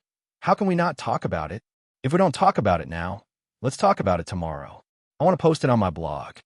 He smiled and said, "I want to tell everyone that I'm going to be a father. I want to tell the whole world the happiness I have." "No," Chun Feier said shyly. "We're not married yet. It's not good to let everyone know. Besides, if you post it on your blog, people will say that you're using my pregnancy to promote your new album. It's not good." "That's true." Lu Chan patted his head. He was a little muddle-headed. The entertainment industry was too complicated. It was better to keep a low profile as much as possible. "Then let's go home together in a few days to register. I'll tell Mom then and set the wedding date." Chun Feier nodded obediently. Lu Chan suppressed his excitement and said, "It's very late. Let's sleep. It's very important to rest." He reached out and turned off the nightlight, and the bedroom suddenly fell into darkness. But for the rest of the time, Lu Chan basically couldn't sleep. He hugged Chun Feier, recalling the bits and pieces of the past between them, looking forward to a beautiful and happy life in the future. Tonight was destined to be a sleepless night. You're tuning in to the Romance Rendezvous YouTube channel.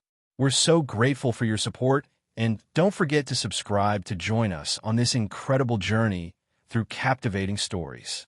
Your generosity through donations truly makes a world of difference, as it's the primary source of revenue that allows me to expand and enhance this channel for you. Thank you from the bottom of my heart for being a part of this adventure.